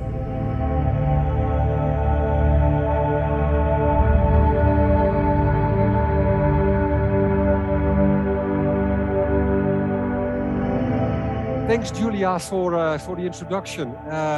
To build a little bit on what you were saying, I'm leading a Center for Corporate Learning Innovation at IE University.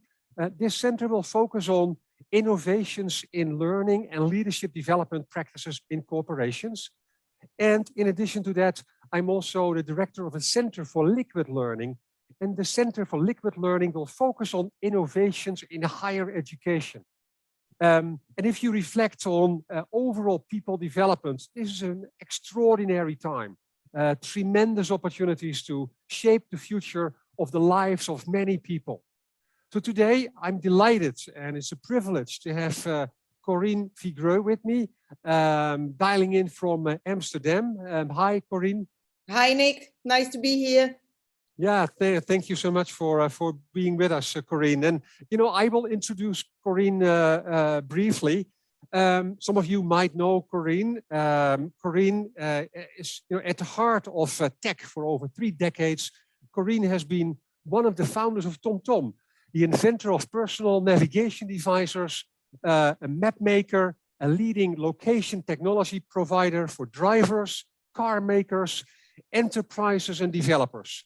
And in her time at TomTom, Corinne has held a number of different and commercial roles, including marketing. She has been overseeing the P&L of the consumer division, and she's still active at TomTom as the chief marketing officer. Now, in addition to this, Corinne has a philanthropic organization, a foundation called, and you've coded a foundation called Codom, a non-profit coding school with a world-class curriculum that empowering the next generation of talent. And she is voted as one of the top 50 inspirational women in European tech. And Corinne is a big champion of women in the workforce. And she's passionately an ambassador for improving social mobility through education. So wonderful to hear about Corinne. If you listen to this, Corinne has a huge impact already on many things in society, including learning. That's what we will talk about today. And we will start with a short video about Codom, the organization she founded. So let's look at the video clip.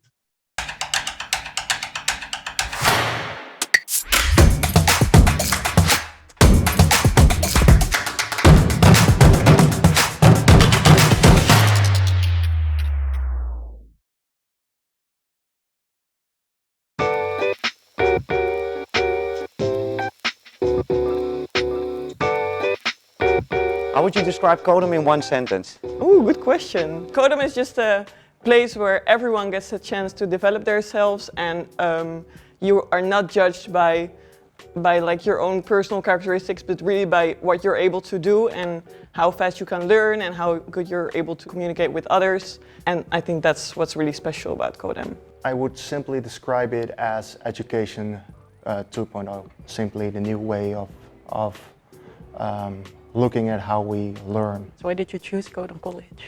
So before Codom, I was a university student, and I was doing science. It's very stressful, and if you mess up, you just mess up forever. And through that, I actually found programming. And with programming, I just had a lot more fun because you could like fix things, and it was more problem solving rather than, and like you could actually solve those problems because in the lab sometimes you can't. Now I'm here. When I figured out that a school like Codom existed, it felt like it is something that I've already been doing, like learning by myself and like learning from others and learning through the internet. And that really resonated with me, and that made me dig deeper into the school. I didn't do any school. I wanted to learn, but if I like did it the conventional way, it was for me a way too long way to get back on track. And this was like a good path for me to learn. How do you see your future since you've joined Codom? Pretty bright. Like ever since I already started working, I feel like there will, as long as I keep learning and keep up to date with like technologies and stuff, I will always have a job, and it's pretty easy to get one because there's so much ask for software developers and software engineers. Yeah, because it's you can go every way. You know, you can start for yourself. You can just work at a company if you want to. I still need to figure out for myself what to go, but the options are just, you know, seemingly endless now. Exactly. Do you regret joining Codom? No, for sure not. Best decision of my life. Best decision of my life, yeah. And like that sounds like an exaggeration, but it's not. Well, this is very fascinating and exciting if you look at what Codom is doing, and we will dive in what Codom is doing in a discussion that we will have with Corinne. And just, you know, for context, you know, we live, as I mentioned, in extraordinary times. It's still, you know, what I would call the beginning of the fourth industrial revolution. This revolution fueled by advancements in technologies. And what's interesting and exciting as well is that if we look ahead, every single person needs to upskill or reskill himself.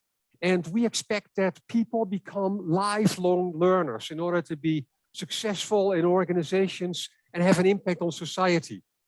So, Corinne, if we are reflecting on the world and what's happening ahead of us, there's a lot of discussion about, you know, the competencies for the future, the skills for the future. Any thoughts on that? What do you believe that, you know, what are key competencies, key skills that people need to have or need to develop?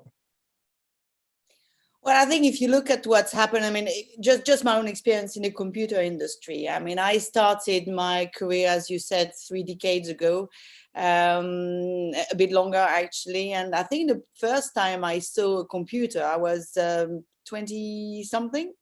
And certainly all through the 90s, computers were not looking like they do today. You had sort of green lines on the screen. There was no real user interface.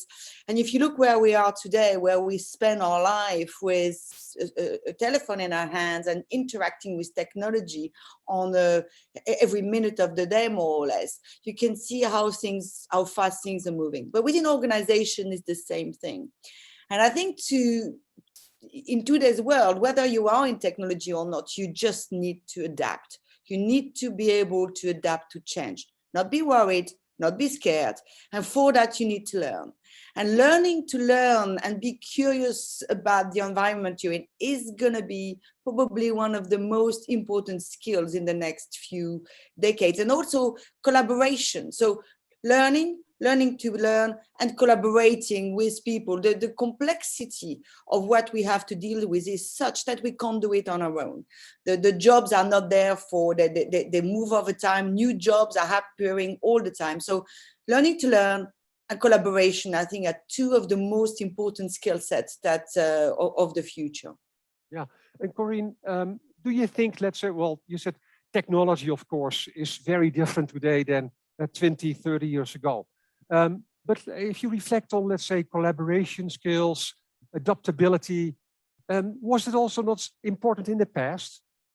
Yes, I think it's always been important, but the speed at which it goes is just accelerating. I think if you look in the first, if I take the topic of marketing, in the first probably 20 years, it was pretty classic. We all read the Kotler at school, and then we had the big marketing principles, and that's kind of applied for a long time with TV and classic PR. And today, if you want to do marketing, you need to understand growth hacking. You need to understand audience definition. You need to understand and see how your people are consuming information. And that's changing all the time through social media, through this new generation is evolving at neck-breaking speed, the way they consume information. So yes, it's always been the case, but I think it's even more relevant now. And also because I see also in an organization, you could actually survive for 10, 20 years with your skill set. It's no longer the case. I think the speed of change that is coming through technology, through change of behavior is such that is even more relevant and important now than it was before. Yeah. And Corinne, if we reflect on people who start studying, right? So, what's your sense? Are universities prepared to develop people for roles for, let's say, today and in the future, right? So, yeah, that's $1 million question. I mean, I think there's been a recent couple of surveys that have been published where you see a great amount of dissatisfaction actually from students with higher education. They are bored. They consume information in a way that often they have access to so much information. So they are looking for something different. We used to get information and knowledge by going to higher education. So having a professor that's, and now had and that's a stupid example maybe, but my 12-year-old nephew the other day was telling me, McDonald's, it's not a burger company, it's a real estate company. I said, huh? You're 12 years old? He said, yeah, saw it on YouTube, did a bit of research. And yes, that's true. And you see that even a 12-year-old, which maybe is a bit mature for his age, but if he finds a topic interesting, and I realize the whole world of YouTube videos, and so the learning is very different these days. So this generation needs another way of learning. They need to, and I think that's what is a bit frustrating about the higher education. I'm wondering, and again, I don't know because I'm not in the universities. You're probably much better placed than me to answer that. But I am wondering whether the education system is adapting fast enough to that new dawn, if you want, to this new way of being. Every other industries have had to adapt, and I'm looking at education, and I think that feels very much like it was in my time, and I'm wondering whether that's sustainable. Yeah. Thank you, Corinne. Yeah, so I agree with you. Access to knowledge is not the reason why you have to go to university, right? So it's everywhere and top quality and video based, etc. But when I reflected on your comments about the skills for the future, so adaptability is an example, a lifelong learning mindsets. So what's the role of a university in developing you could call it soft skills or mindsets? I like to refer to them as power skills, right? So to how to work in a team, right? So it's like, oh wow, that's so important. So what's the role of a university in developing these soft skills, power skills, mindsets? Is there a role for them?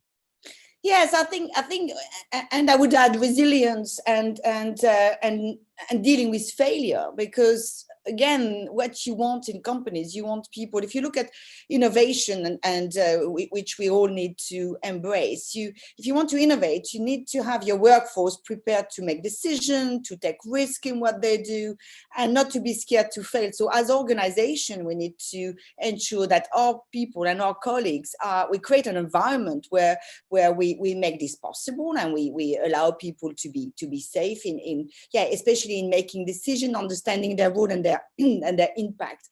If I look at Codom, that's exactly what we specialized on. We looked at, of course, they learn how to code, but they learn to learn. They learn to work together as a team. We don't have any teachers.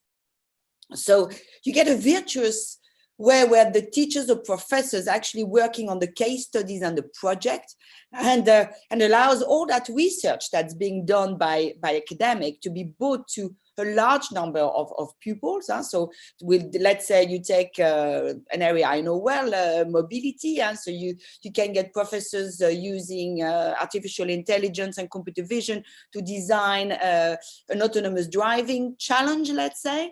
They will design that. The project takes some time, and then they will submit this to their students. And the students will have to find the way of solving those problems themselves, with each other, collaborating. And if they fail, and that's important, they will also find out that there is not one truth. There's not one way to solve the problem. There are various ways. And we do peer evaluation where other students are evaluating other students. They're having a look.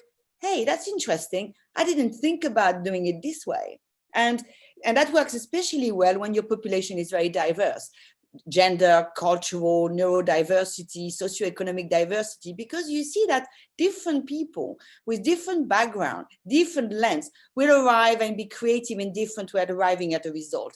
And that's why I also think that diversity is important for universities. You want to get different type of people. So to answer your question, I think university can play a role in using the academics to create projects and topics, and bring that to a large number of students that can do it in a collaborative way, and making sure there is diversity in that population, if you see what I mean. Yeah, thanks, Corinne. I can't agree more. It's about the learning experience. How can we make it more impactful and combine actually the skill development, the knowledge acquisition, team building, collaboration. Reflecting on Codom, could you say a little bit more? Why did you founded Codom? Yeah, so I think, so I set up a foundation in 2005. There was aim and social mobility. Social mobility is a big topic because I myself come from a relatively working class background, and I had the privilege to study. So my parents pushed me. Education was an important thing for them, and I had the privilege to study in one of the top business schools in France. So I made the leap from one to the other. At the same time, I realized that I was more the exception than the norm. And so when I was in a position to do so, I started to diving into this equal opportunity, social mobility, which is a massive problem today, especially after the pandemic, where there's many research about that, where actually the gap has widened even further. And I came across, first I founded Social Mobility Foundation into universities, different NGOs that were focusing on that topic. And then I came across École 42 in Paris. And this is Xavier Niel, who is the founder of École 42, decided to do that because he also realized that there were people who just fell out of the bandwagon.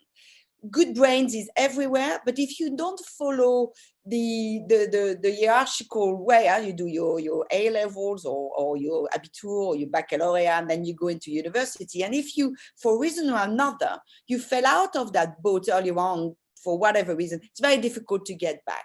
So we thought, and he saw there was a lot of untapped potential, and also a lot of people that didn't have access to education because potentially it could be expensive.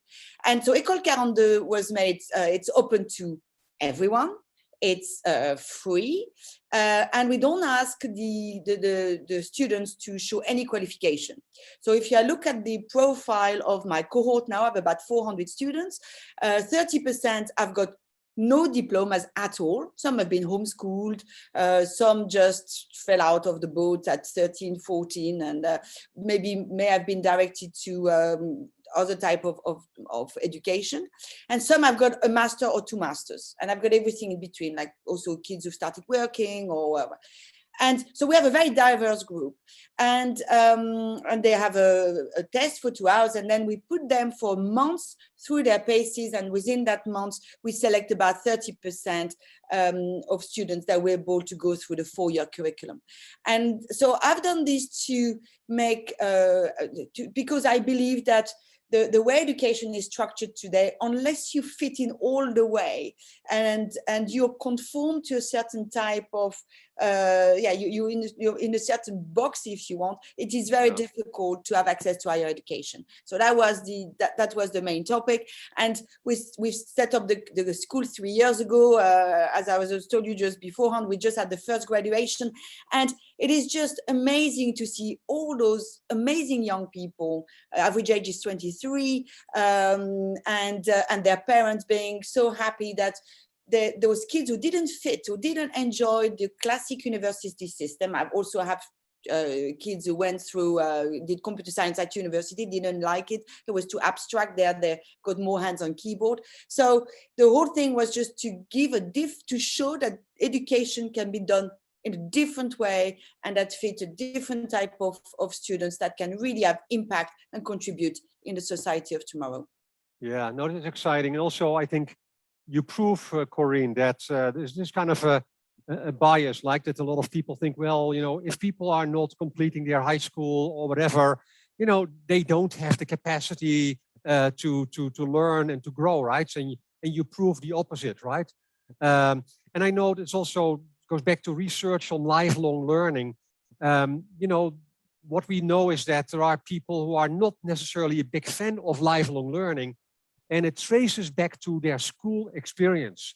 If they think about lifelong learning, they think about their school. If they think about their school, they think, oh, this was not a great experience. And therefore, their mindset is not like, oh, I want to be a lifelong learner.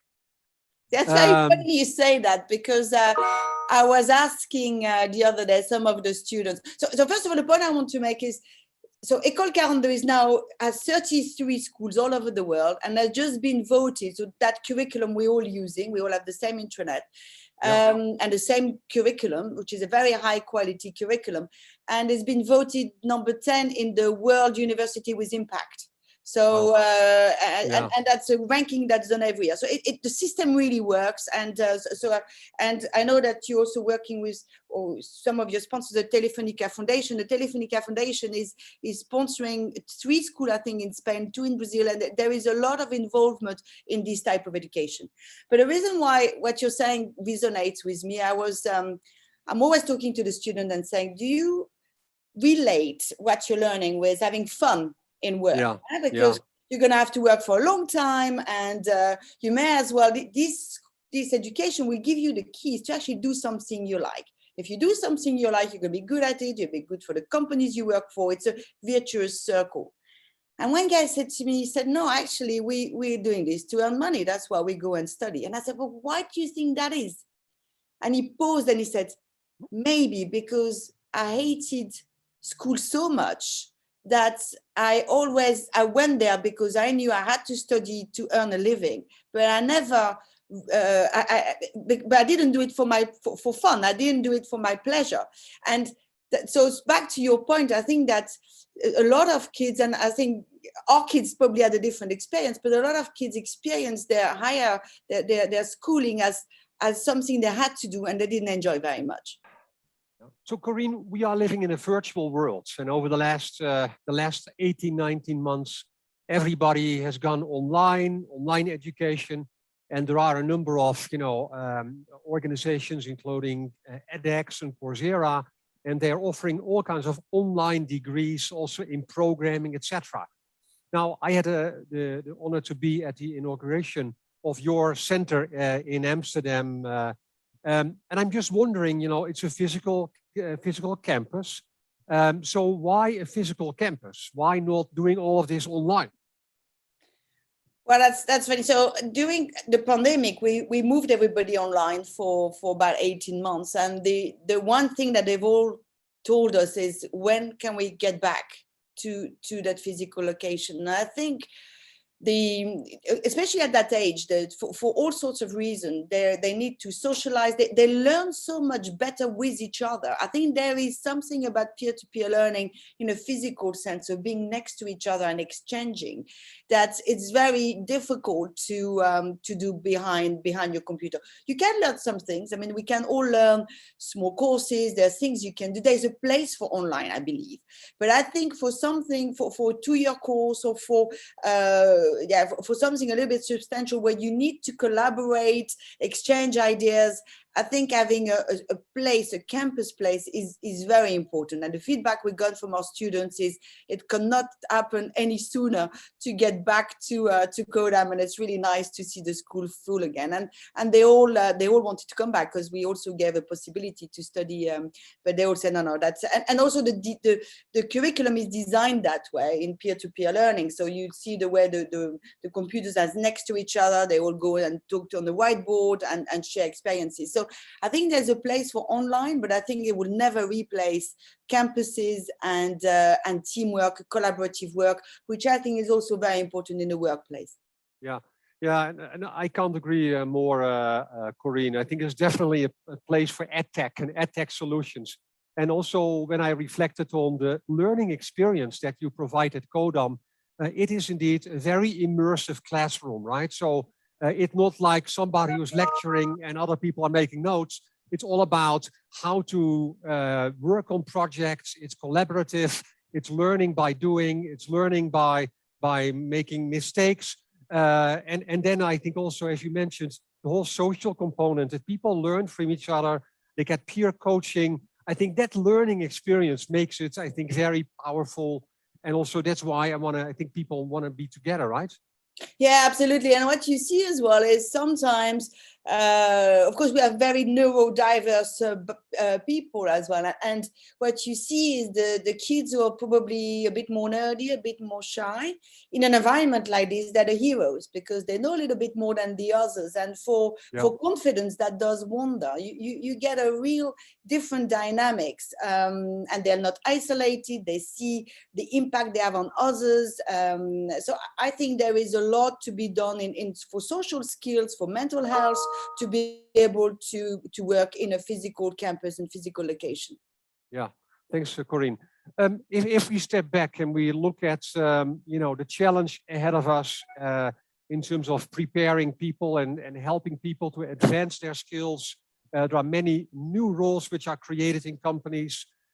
So what's your advice for companies overall when it comes to people development and learning?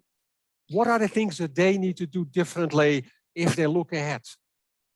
Yeah, I think so. If I look at what we do at TomTom is, so first of all, it is, as you mentioned that in your opening remarks, there is the fight for talent is not going to go away. I think it's only going to increase. So I think it's very important to create an environment. So first of all, as companies, we need to be clear on the purpose, on our purpose. Huh? So what it is that we do, and especially if you look at Gen Z, they are looking also at working with company with purpose, but they're also looking at money. Gen Z is probably even more sensitive to money than the generation before them. So it's important to also make sure that in the environment, there is a lot of competition. If you look at a lot of American companies are coming to Europe with American level salaries. So we also need to benchmark and have a look as an organization on our remuneration packages. But we also need to look at a career path. That generation is quite easy, will change from company to another. And I think they are quite impatient. So we're looking at talent. We're looking at bringing so taking layers of management. I think the old fashioned having a lot of layers of management is something that's a bit of the past. We are looking at reverse mentoring, bringing younger talent, giving them responsibility earlier on, certainly earlier than they would have done 10 years ago. Yeah. So I think, yes, if I look at what we do at TomTom, we have a good processes to identify talent and retain talent, to motivate them, to keep training them. We also have a big program on reskilling, because it is important as well to have a look at our older population to make sure we keep that expertise and that experience within the company as well. So make sure they learn and they have an opportunity to keep learning. So I think the HR departments and organization department will have a very big job in the years to come. But talent is going to get more and more scarce, more demanding, and therefore we need to really be very be mindful of career paths and learning. Yeah. Thanks, Corinne. Yeah, I think it's kind of, I agree. I think if we look at, the role of, talent, people in organizations, I think we need to really think about what are modern practices that will make a big difference versus looking at the past. Yeah, learning and teaching our leaders as well. I think it's important as well. We need to teach. We have big leadership programs within the business as well too, because of course it's not only HR, it's also all the leaders and the recruiters in the business to really encourage. And especially in tech, we have a bit of a gender issue as well. So how do we make sure we have more diverse people in leadership positions? So there's quite a lot of challenges that we have ahead of us that we need to be aware of and ensure that our leaders can deal and address them. Yeah. No, thanks, Corinne. Last question. I like to, do you have any advice for two archetypes of people? One is you are at university, 18-year-old. You have you have 4 years ahead of you. What's your advice for the student of today? That's one. And secondly, what would be your advice for somebody is mid-career in his or her early 40s in an organization?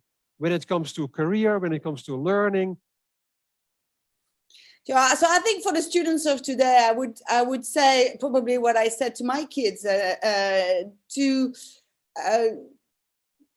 just try to find what motivates you. I'm very big on sense of purpose. So what triggers us to be and related to have fun. I mean, it sounds a little bit woolly, but try to get stuff that gives you energy. And accept the fact that you don't know now. So you need to get yourself out there, try type of companies and go and work with people that you like and respect. It's the company is important, but the people, the team you're going to be working with is even more important. So try to learn as much as possible on something that you enjoy. And if it doesn't work, then also don't drag it for too long. A lot of kids tend to do what their parents advise them to do. So I think it's good to try to find your own intrinsic motivation. Now that sounds a little bit, it's a lot to do at that age, but I think it's, So go try to broaden your horizon, go and have internship if you can, and be curious in the organization you work in to see what triggers your fancy, because you're going to have to work for a long time. So you need to go and try to understand what gives you the energy and the drive, and work for people you respect.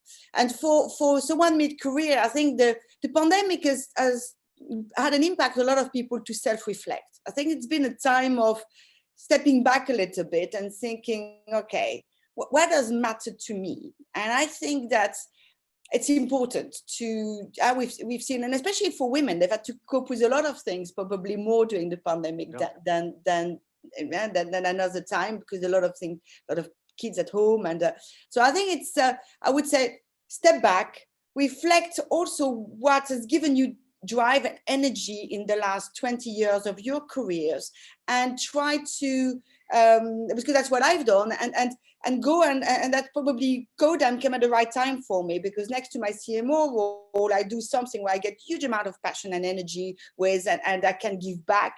I also have this with mentoring young people in the organization. So I think if you're mid-career, we have so much to offer as well, because of our experience, because of the scar tissues, because of all the things that we've learned.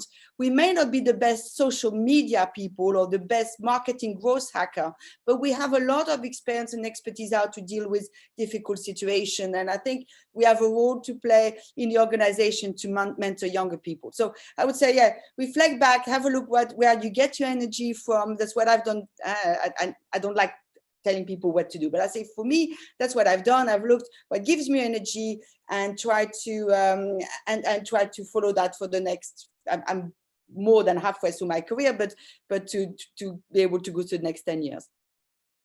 Well, thanks, Corinne. I feel also your passion about when you talk about, people need to indeed figure out their meaning and purpose and do what makes sense for them. And I think that's, I think a fantastic message for everyone listening to reflect and, figure something out for yourself. Corinne, it was delighted to have this dialogue with you today. Thank you for being with us. We will stay in touch and wish you all the best. Thank you very much, Nick. Very much enjoyed it. And good luck with the conference. Bye-bye. Thank you. Thank you. Bye, Corinne.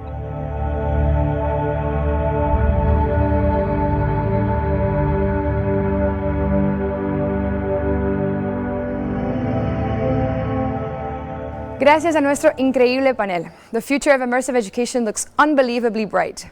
Conectamos ahora con South Summit, plataforma global de innovación abierta que conecta startups, corporaciones e inversores para presentar el panel de startups. Hoy tenemos a Liz Fleming, evaluator at the European Innovation Council Accelerator, Felix Oswald, CEO at GoStudent, and Vinny Puig, managing partner at Left Lane Capital. GoStudent is an edtech platform disrupting the tutoring market and bridging the knowledge gap and skills gap of young students. For Vinny, Left Lane Capital is a leading global venture capital firm investing in high-growth internet and consumer companies. Liz, the floor is yours.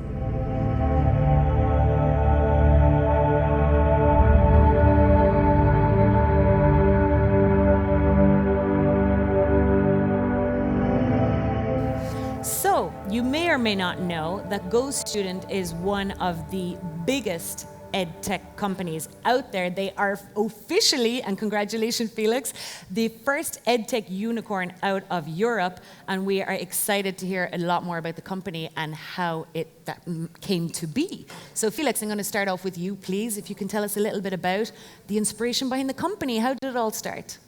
Yeah, thank you, Liz. I really love coming to Madrid. Great food, great vibes, great people. So it's really an awesome place to be here. Actually, the story with GoStudent that when I went to school, and I'm sure when you think back of the time when you were one or two really good teachers, I also had the luck to experience that. My history teacher, he was just amazing. And it's one of the biggest problems in Asia globally, lack of access to great teachers. And this is the problem we want to solve. Building a global school, connecting children with awesome teachers. Amazing. I love it. I love the personal story there and the personal experience that kind of drives on, I guess, into building the huge company that it is today. And Vinny, shifting over to you, thank you for being here. Vinny is partner at Left Lane Capital, super mega top VC firm all the way from New York, investing in the US and Europe as well, obviously. Yeah. How did you come across GoStudent? How did you find this little company coming out of Austria? So this now not so little company was really part of a broader thesis. We were spending time in European education technology because it has been historically underpenetrated. If you look at the spectrum of edtech all across the world, in a lot of Asian countries, the societal and cultural importance of education's up here versus the quality of the public school education's down here. And that gap is filled by edtech. If you look at the US, it's probably here. And if you look in Europe, historically it's been smaller. But that doesn't mean it's actually a bad mark. In fact, if you look at all of Europe together, it's just as big of any of these markets like China, but it's... And in looking at this market, the first bucket we looked at was the problem is you have efficacy churn. You reach a certain level and you come off the platform. You say, I'm kind of conversant, now I'm going to go speak with people. And then you have test prep. There's a really profitable companies in test prep. But what's the problem? 100% customer churn. So needed to learn something, they learned it, they took the test, they're gone. But then you have K through 12. If you're an 8-year-old student and you're bad at math, you're probably going to be bad at math in 9th grade and in 10th grade. But more importantly, if you're excellent, you're going to want to stay excellent at math in 9th grade and 10th grade. And so as the cinema is wearing off, we're really left with a tremendously large and underpenetrated K through 12 market. And the short answer of how we found the company was dramatically reached out cold to the company, but then coincidentally we found that the folks who led their seed round, a great firm called Speed Invest, we've co-invested with many times. So we knew them. One of the advisors to the company, Thomas, was one of the co-founders of HelloFresh. we'd invested in him. And he's backed us in turn as an LP in our fund. And so even though for the first time in our lives, we could not get on a plane, it was the first deal we'd done in the pandemic, we were able to really get to know these guys from afar, a space we were really interested in, directly in line with our thesis, and it was a company growing tremendously quickly with great founders. Maybe one little anecdote to add. He mentioned Thomas, like one of the of HelloFresh is indeed one of our advisors. And I remember I met Thomas 4 years ago, by coincidence in Vienna. And then I went to New York and I asked him if he can recommend me someone who know how to party in New York. And he back then mentioned they were working at Insight Ventures before. But we unfortunately didn't make it back then. But when they reached out again, I knew they are the right ones. The cultural fit is there. Excellent. It's so important with that personal relationship, and what happens inside and outside in the boardroom is equally important, I guess, right? These are long-term relationships now, so the dynamic between you guys is fundamental. I love that it's kind of an outbound strategy as a VC that you kind of don't see nailing as well, and you were able to complement the outbound, finding the company, and then wrap it all around with the network. No, it's amazing how the networks work and how these connections are so important. Coming back into, taking a little deeper dive into this sector, Felix, that you guys are operating in. You're talking about, trying to find good teachers. I think we can all resonate with that. Where do you see the market going? What is the size of the opportunity for you guys? You've grown so quickly in a short space of time. Is it a case that this market is suddenly bigger than you expected? Are we just talking tutoring? Are you branching out into other parts of education? Or how do you see the market opportunity right now? I mean, if you just take a look at the numbers in Europe, in Europe, for example, every year, all the countries together spend around 4% of GDP education. This is around 980 billion euros that is spent on education on a yearly basis. 20% comes from private households, so almost 200 billion euros in education only in Europe coming directly from private households. So money-wise, there's an opportunity there. But more importantly, and this touches on the topic Vinny mentioned in reducing the gap. So digitalization can basically enable schools, enable school teachers, enable kids, enable parents to really unlock their full potentials. Make schools more efficient, enable teachers to become better teachers, enable kids to really unlock their full potential, and enable parents to also make their life easier and provide their child the future and foundation that they deserve. And I think this market opportunity is a multi-trillion-dollar opportunity at the end of the day. And I think we definitely need to focus more and should invest much more in education in the next years. Well, we'll certainly agree with you at that and would love to see it happen. And Vinny, you guys are some of the people making it happen, right? So I love this that you had a pretty specific thesis in EdTech, and particularly in Europe. I'm flabbergasted to see that you're saying it's going to be about 10% of the investment in EdTech in comparison to maybe US or Asia. Where do you see it going? Do you think a substantial part of your portfolio is going to end up being in EdTech? I also love to hear that you guys have done this deal during times of COVID and virtually. So no doubt in many other industries, COVID has been a huge accelerator in this space. So how is that reflected from the investment world? Do you see more deal flow? What are the areas that you're more excited in this broader theme of future of education? Yeah, I think, so one on the capital availability in the market, if you compare 2015 to 2020, there's the amount of investment in ed tech. It's no secret that it's a huge GDP all across the world and largely penetrated by technology companies. So one thing that we did when we invested in these guys is we ran a customer survey. And we found a lot of interesting information, but my favorite thing that I saw was that only 20% of had ever engaged in any tutoring of any kind before. What the internet is for, right? You look at Airbnb or Uber or any of the great internet marketplaces, they took people who had never engaged type of service, that caliber of service, and through price and technology disruption, it accessible to a lot of people. So I think important when we look to the future, we appreciate where we're now, and we are still at single-digit penetration rates of these multi-trillion-dollar hits. So we think there's going to be a lot of really big businesses built, and EdTech is a core pillar our firm does. Exciting stuff. And I guess for you, Felix, the timing was pretty good when you guys launched and came out. Leading to a comment that Vinny made that it has been challenging, no, to get EdTech kind of broadly adopted within the sector.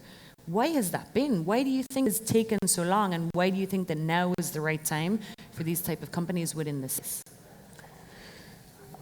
I think in the past, if you look back into the last 20 years of innovation in digital companies, I think a lot of education companies were a bit hesitant, also aggressively scaling into other markets. And by not scaling into other markets, you reduce the market size, which then makes it for investors who look for maybe a bit less interesting.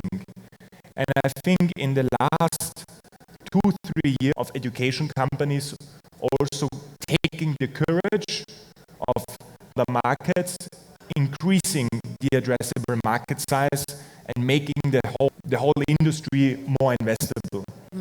Yeah, it's exciting. No, Vinny, why do you think for these companies to get scale, I guess? I think that they're separated into 3 buckets. One is the way that we culturally treat education. There's kind of an old idea that, it's education, or it should be subsidized by the government, or it should be in some way provided. This is a competitive world. It's an increasingly globalized world. And if I want marks and get a 5 and be the top of their class, I need to invest in it. And now more and more people can invest in it. It's not $200 an hour, it's $25, $30 an hour. And that's a huge difference. I mean, that's truly a mass market product. So I think with accessibility, the treatment of it will change, right? As it is more affordable and it costs, like what you would spend on entertainment or anything else. The second bucket is kind of where you can meet and the types of business models that births. If you look at the UA of companies like Sylvan Learning, if you look at their home market, you had Schulehilfe and Studenkreis. These are offline franchise companies. They're run in an old school way. You drive your student out to the center.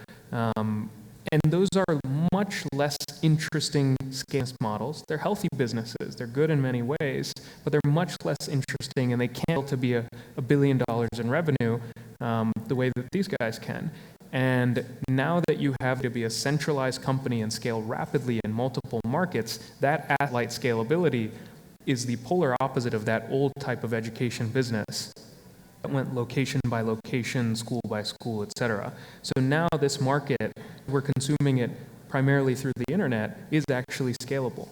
And I think the third bucket is really just kind of the flywheel of investors putting in money. They're now making that money, so now more founders are starting companies. So the caliber of people and the quantum of capital is changing drastically. And when that starts to happen, we've seen it across various sectors, it exponentially increases the kind of universe of quality companies. Sure, exactly. A lot of kind of major movements coming there together at the same time, creating a lot of opportunity.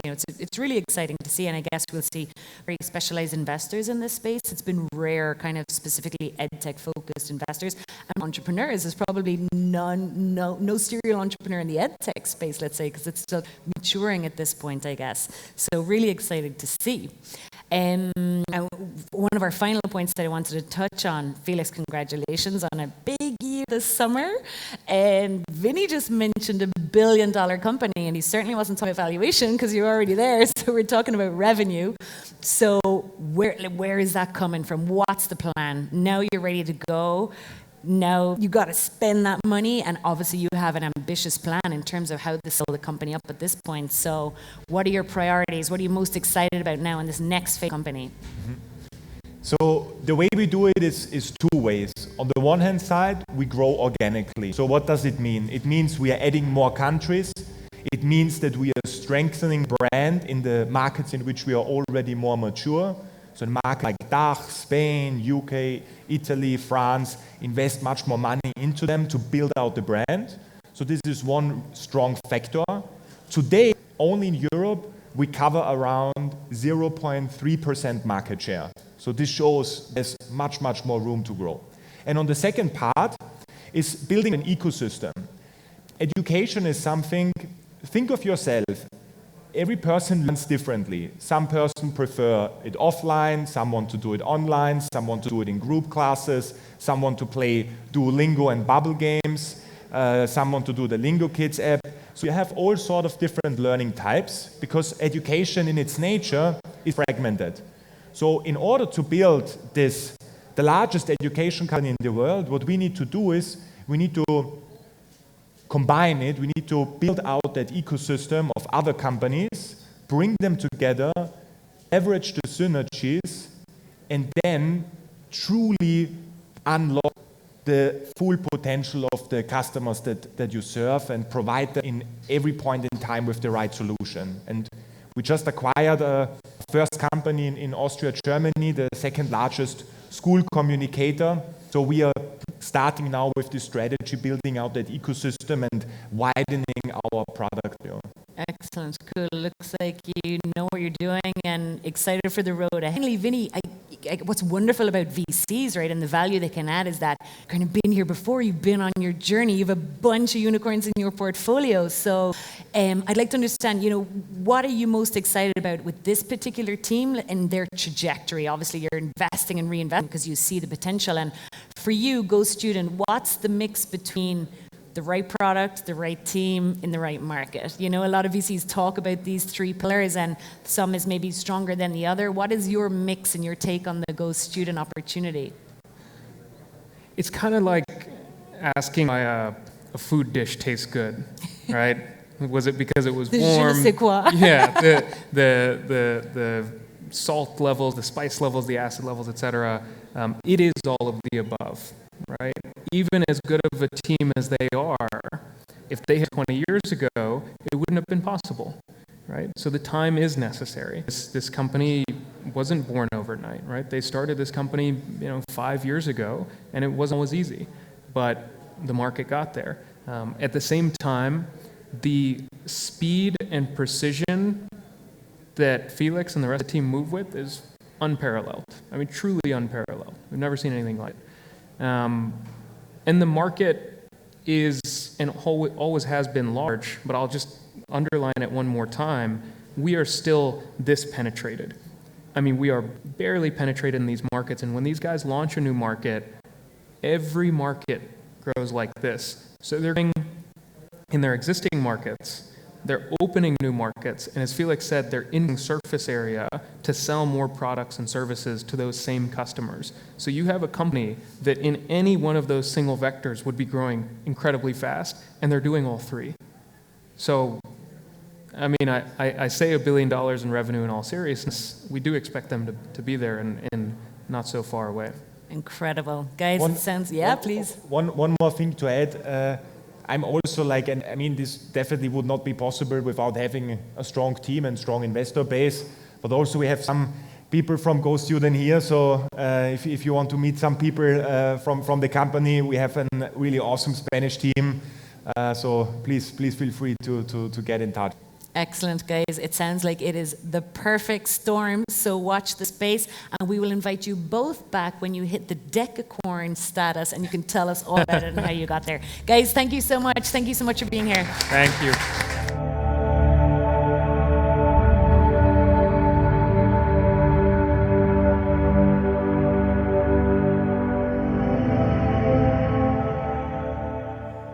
Gracias a nuestro increíble panel. And now we have Jeff Mayoncalda, CEO de Coursera, una de las más importantes empresas globales de educación online que ofrece a cualquiera en cualquier lado del mundo acceso gratuito a programas y cursos formativos en colaboración con universidades y empresas. Para hablar con él tenemos a Teresa Martín Retortillo, presidenta ejecutiva de Exponential Learning en IE University. Hoy hablarán de cómo desarrollar las competencias digitales a gran escala mediante a la enseñanza online.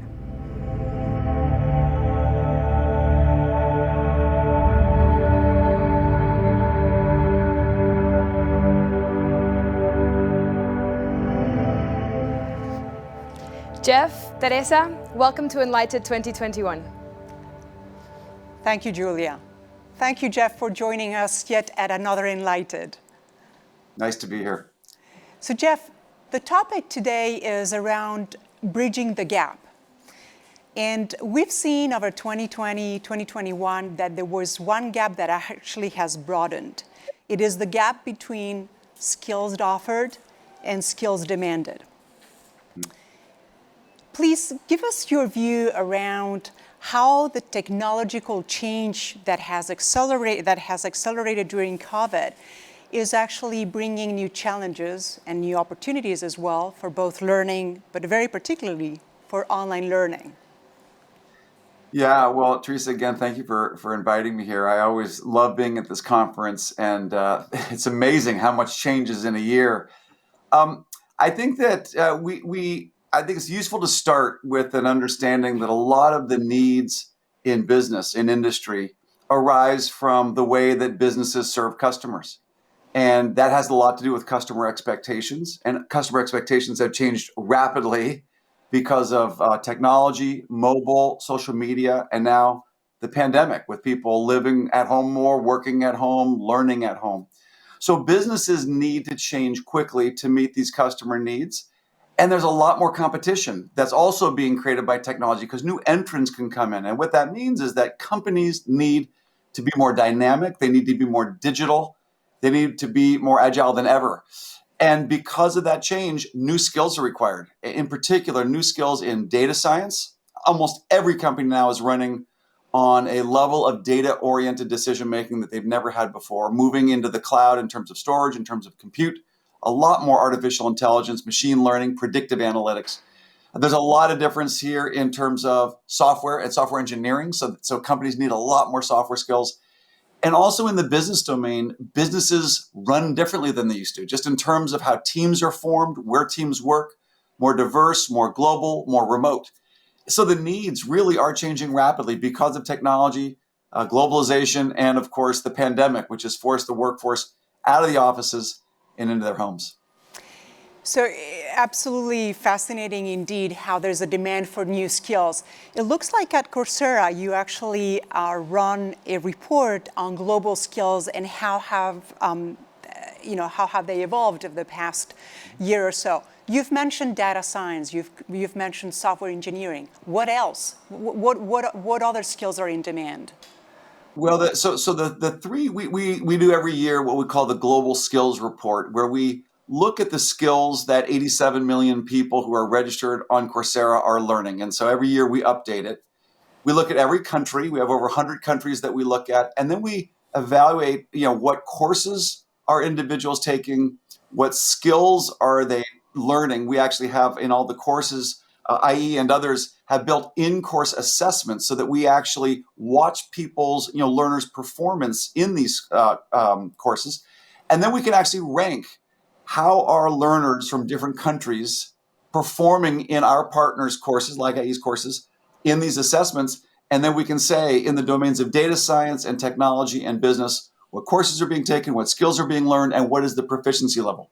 What we're seeing in data science is that there's a huge focus on Python programming, statistical machine learning. So this is sort of the predictive analytics, data management, probability, big data, kind of dealing with big data sets in the cloud. In technology, there's a lot on basic computer science, programming principles, JavaScript, C programming, sort of the tools of the trade and the languages used. There's also kind of a bit of effort on user experience design. So many businesses are now providing digital experiences. And then on the business side, the big skills are strategy and operations, learning how to use Microsoft Excel, digital marketing, and project management, just to name a few. That's great. And that's a great global perspective on what is being learned. Are there any special angles, any special skills that you see Europeans learning? Is there a subset of those skills that are of particular relevance for Europe? Yeah, so when I think I've got the data here for Spain in particular, the strengths in terms of skills where learners in Spain perform particularly well In the business domain, they scored in the 74th percentile in accounting, 71st percentile in entrepreneurship, 71st percentile in finance. In tech, 84% in cloud computing, 77 percentile in computer programming, and 79th percentile in mobile development.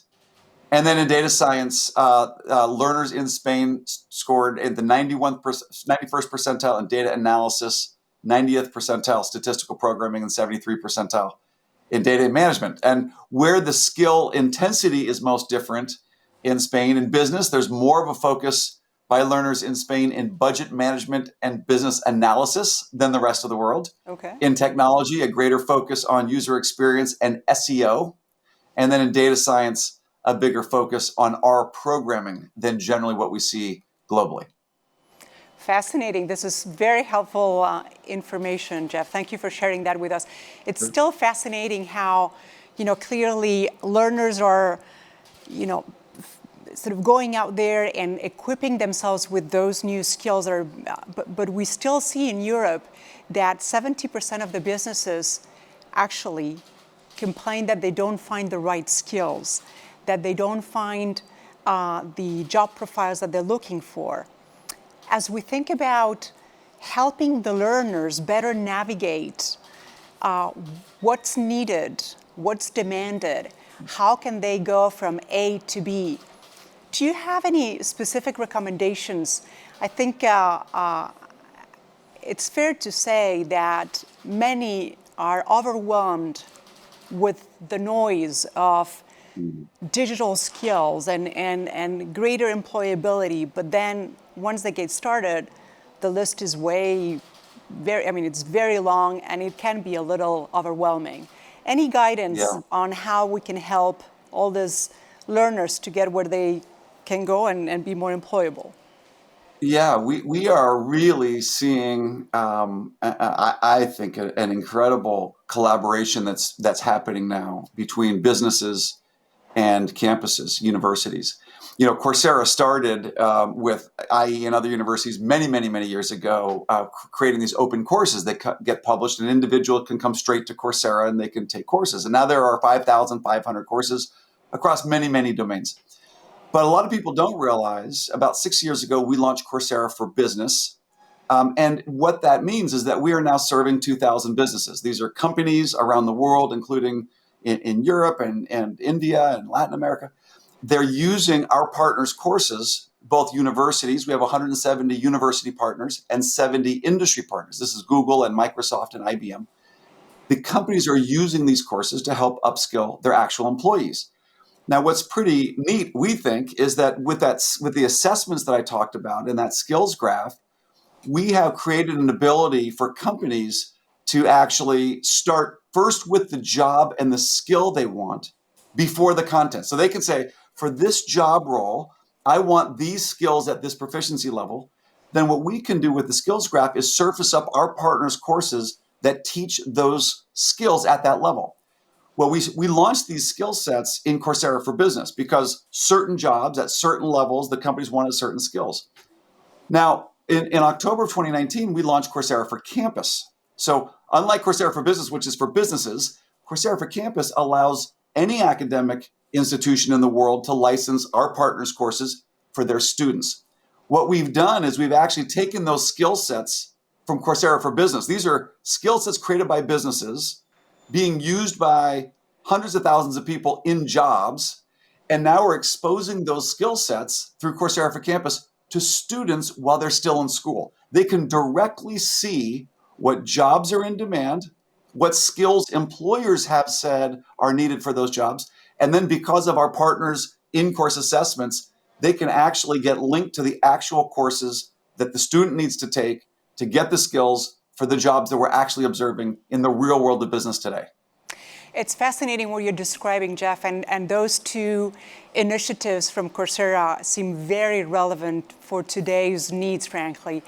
I love the idea of actually having businesses describe with greater level of detail of what are the skills that they're looking for as opposed to the job roles, and actually unbundling that part and allowing greater transparency on what really are the skills that are in demand is a huge first step, and frankly, tremendous visibility for, of course, students, but also for lifelong learners, right? So there's many people who are still wondering, what is my best next step in terms of what do I need to learn to be more employable? And frankly, as I said, from Europe, there's an important effort to actually upgrade and upskill everyone on digital skills. So that transparency of what's in demand is very important. The challenge I see, and this, I don't think this is only a European challenge, it is also a global challenge.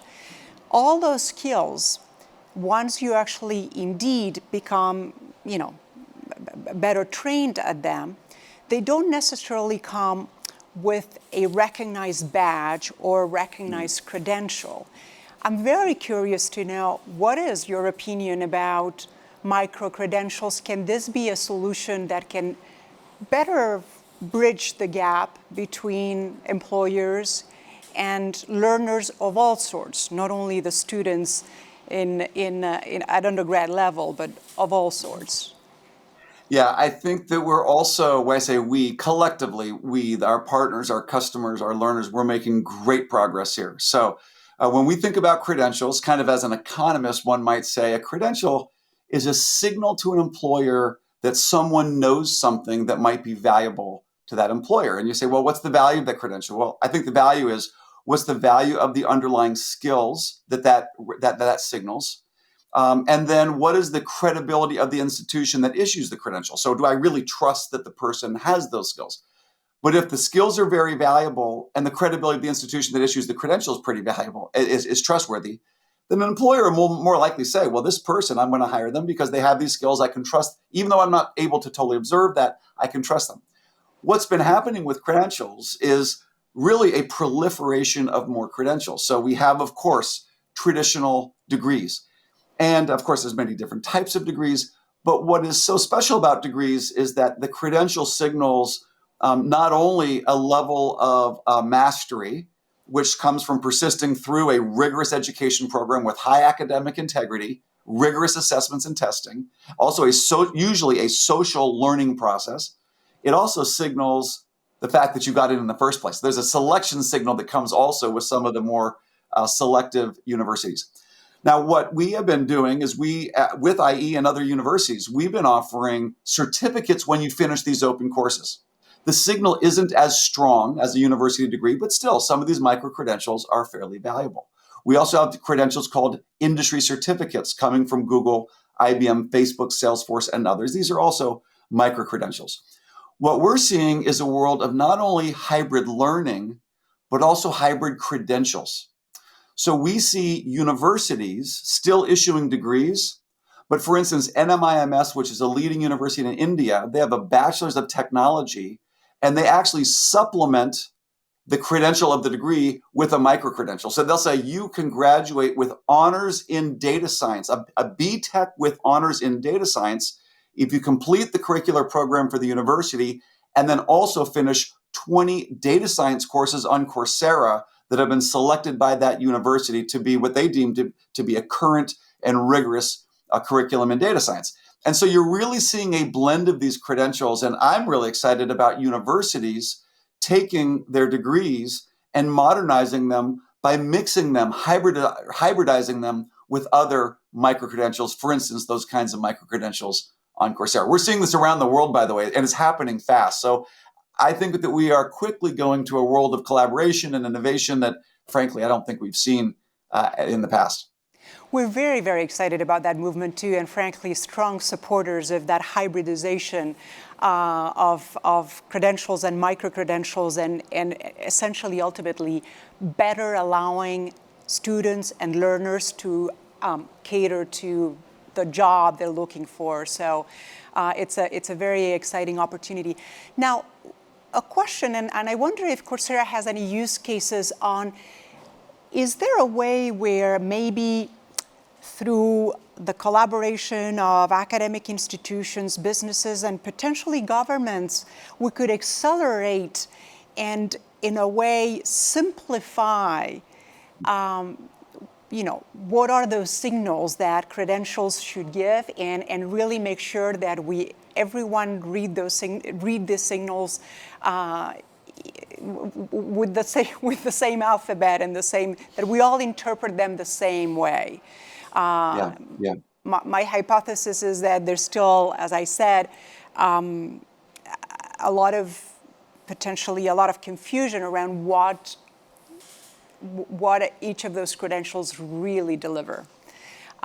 Any examples of where we could work in 3 ways to accelerate this hybridization? Yeah, so again, and it's Teresa, I mean, a year ago, I wouldn't be able to speak about a number of these trends. That's happening very, very quickly.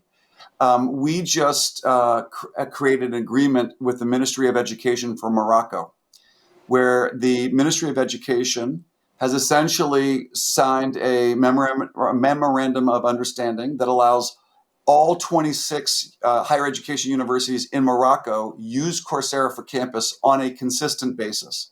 So far, 14 of the 26 universities in Morocco are using Coursera for Campus in a standardized way. In the first year, they're moving from a 3-year undergraduate program to a 4-year undergraduate program. That first year, the ministry wants to make the learning to be very accessible, very affordable. They want it to be very modern and digital. And so they're going to be basically using Coursera for Campus, courses from IE and other universities around the world, to really modernize and make more affordable and flexible a first-year program, hopefully for every higher education student in the whole country. They will then move on through years 2, 3, and 4, ideally getting these skill sets and other supplemental credentials and curriculum that come from our educator partners on Coursera. But we've definitely seen cases where businesses and governments and universities are working together. We have relationships in the Philippines where we have businesses who are conglomerates, who have owned many operating companies and also own private colleges. They're actually implementing Coursera for Campus in their universities. They're implementing Coursera for business in the businesses that they own. And they themselves, with entities that they own on the business and university side, are actually creating skill sets that link their universities to their businesses. And so there's a level of signaling and sort of bridging between universities and businesses, often facilitated by government, that we've just never seen before. And it's happening very rapidly. It's very exciting to hear the 2 examples that you were citing. We are also very excited to see what comes out of the efforts that Europe is pushing towards actually accelerating the digital skills. And many of them actually go exactly in the same direction. How do we get both governments, the private sector, the educational sector, to actually work together in a very aligned fashion so that we can not only provide the support to learners, but make sure that when we do so, we all talk a similar language, and eventually it meets what employers are looking for. And Teresa, just really quickly on that. So Coursera is part of the World Economic Forum Global Skills Consortium, and they have recently created what they call the World Economic Forum Global Skills Taxonomy. Yep. We have the skills graph that I mentioned. We've actually created, we call them aliases, but they're basically labels on our skills graph. So if an employer or a government wants to adopt the World Economic Forum kind of independent standard taxonomy of skills, we can represent our skills with the labels and the sort of syntax of that World Economic Forum taxonomy. So there's even an interoperability with skills taxonomies that we are now seeing that help facilitate this kind of coordination that you're describing. Absolutely, and we're very, very aware of that initiative. And yes, indeed, doesn't it all start with a common taxonomy so that we can actually then build from there? So it's a wonderful initiative. Now, Jeff, as we try to wrap up this conversation, just give us a sense of what else are you doing? What are you baking in terms of new solutions that can accelerate learning? We've seen, this is no surprise to anyone, we've seen the urgency to actually upskill the workforces. Certainly the last 18 months have been a very strong evidence that of the speed at which some of those demands can change. What are you doing from the learning side? What new solutions are you preparing? Yeah, thank you. So when we launched with our university partners back in 2012, it was highly innovative to put course lectures and quizzes into courses. And a lot of our university courses are really good at teaching, as not surprisingly, the concepts, the principles, the frameworks that are required to get the knowledge on how to do something, the deeper understanding of something. And there's a phrase that I really like in learning science they call far transfer, which is the ability to learn a concept that can be applied in many different contexts. And what we see is that conceptual learning can be very powerful because it's durable. Even when the particular circumstances change, the understanding of how to approach, say, algorithms, you might learn how to write one specific algorithm, but more importantly, the understanding of how you write algorithms is important. So universities do a wonderful job in conceptual training. The lecture method with quizzes is a great way to do that. And so I'd say that we're very strong with our university partners in those frameworks, principles, concepts. We, a couple years ago, launched something called Coursera Labs. This is hands-on learning. It allows a learner in a browser without downloading any software to run virtually any piece of software on any size data set. It's all configured automatically. And especially when you combine it with that conceptual sort of knowledge-based learning, that hands-on learning helps learners figure out the application of the knowledge of those models into using specific tools applied to specific problems. So we did that about 2 years ago. We've really been cranking up the availability of Coursera Labs. And so we've got the lectures, we've got labs, which is exciting. Of course, we do mobile. So in India and Latin America and Africa, we've seen over 80% growth. In Africa in the last 12 months, mobile devices are critical. So helping people not only use mobile devices, but when they use mobile devices, often they have intermittent power. So laptops and mobile devices are really important for emerging economies because of intermittent power. You need to be able to allow them to run it on the device disconnected because they often have intermittent connectivity. And if you look at Nigeria, on average, it costs 30% of someone's monthly disposable income to download 2 gigabytes of data. So data plans are very, very expensive in many parts of the world. So we're working on what we call low data download. The ability to download courses where you don't download every frame, you download what we call key frames. So only certain frames that have the most salient information on them. You don't download all the audio, you can download just the ASCII transcript. We can compress these files by up to 90% and make learning more accessible even to folks who are on mobile devices with intermittent power and connectivity and don't have a lot of income to be paying for these data plans. So equal access is a major part of what we're really pushing on as we become more global. Those are 3 great ideas, and I find it very powerful that you're actually taking this, at a massive level. The mental frameworks, the idea to actually work on, with them in a lab kind of situation. This is very much what we do as well at IE, and I love the fact that you can actually take this to millions of learners. This is very, very exciting. Let me finish with one final question. So the future of skills development, what's coming? What should we be expecting in the next 5 years? I think we've already touched on some of the really big pieces, and then I'll add a third, which I think might be the biggest of all. But I think this idea that you start with jobs and skills, like you said, I mean, otherwise it's too overwhelming for people to try to figure out what videos to watch. It's too overwhelming to have some massive list of all these skills I need to learn. Depending on what your job is, you don't need to learn every skill in the world. So understanding, what career might I want, what jobs would I want to pursue, and then for those jobs, what kinds of underlying conceptual knowledge should I have? What specific tools and tool skills do I need to develop?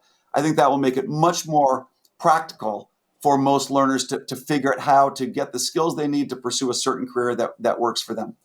The second major theme we touched on a bit is collaboration.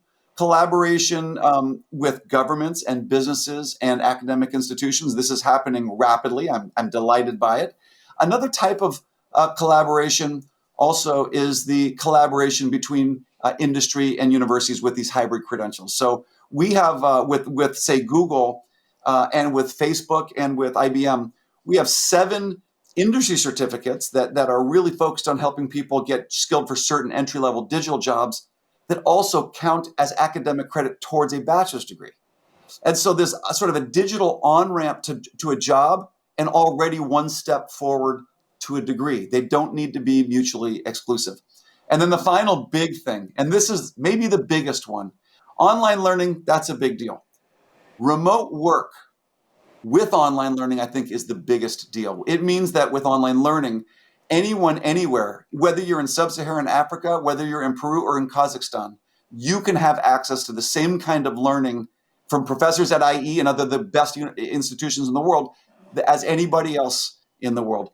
Now, the value of online learning is great, but if you don't have job opportunities, if you can't apply those skills to create economic opportunity, that doesn't do you much good. And until the pandemic, almost every job was local. The value of my learning could only be realized by the job opportunities in my community. With remote work, so long as you have education and you have connectivity, millions of jobs. And in Coursera already, in the last 9 months, over 75% of the people that we've hired to work at Coursera are not at offices. They're all over the world. And this is a huge, huge opportunity to create job opportunities that are more equal and aren't so place-based. So someone who learns skills, no matter where they are, will have access to economic opportunity, even if that economic opportunity is not present in their own community. And I find that to be incredibly exciting.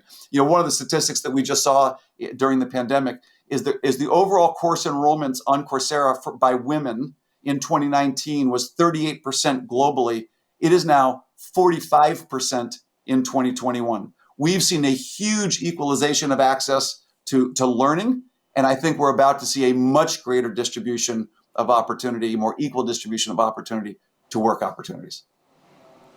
Jeff, this last piece of data is tremendously exciting, and indeed, this year and a half has brought tremendous changes for women. Some challenges at work, and there is clearly no shortage of evidence of how for certain job categories this has been fairly tough. But on the other hand, it is absolutely wonderful to see how they've actually taken this opportunity to learn and upskill themselves. Very, very encouraging. I do want to finish with one, almost one dream, and I do understand why we work so well together as organizations, which is when we talk about the future of skills development, that first idea of really helping learners navigate with what is relevant for them and providing a level of transparency and a level of information that they can then make those choices. This is frankly part of one of the initiatives that we're working on here in Spain and with the rest of Europe among a number of institutions. And we're very, very excited about the fact that hopefully not too far down the road, people can actually say, I want to do this kind of role, and I know what are the skills that are demanded for my region for that role, as opposed to just staying at the role level, really not having no understanding of what exactly is demanding for us. And certainly, technology, the availability of certain data, the ability to partner between different sectors in actually compiling information that is that follows certain standards. You talked about a taxonomy, and that is actually shared in a very open way, I think can be a fantastic way to really bridge the gap between skills demanded and skills offered. So let's hope that at our next enlightED, we can actually go back and talk about what progress have we made in actually bridging that gap. Thank you so much for joining us. Thank you for having me. Thank you, Jeff.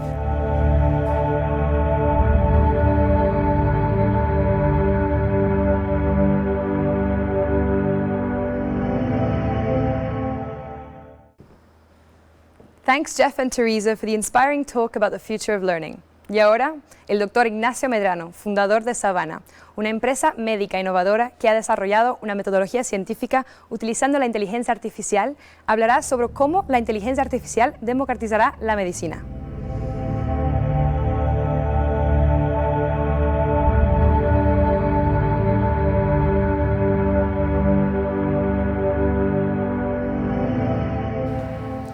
Welcome, Ignacio. You have the floor.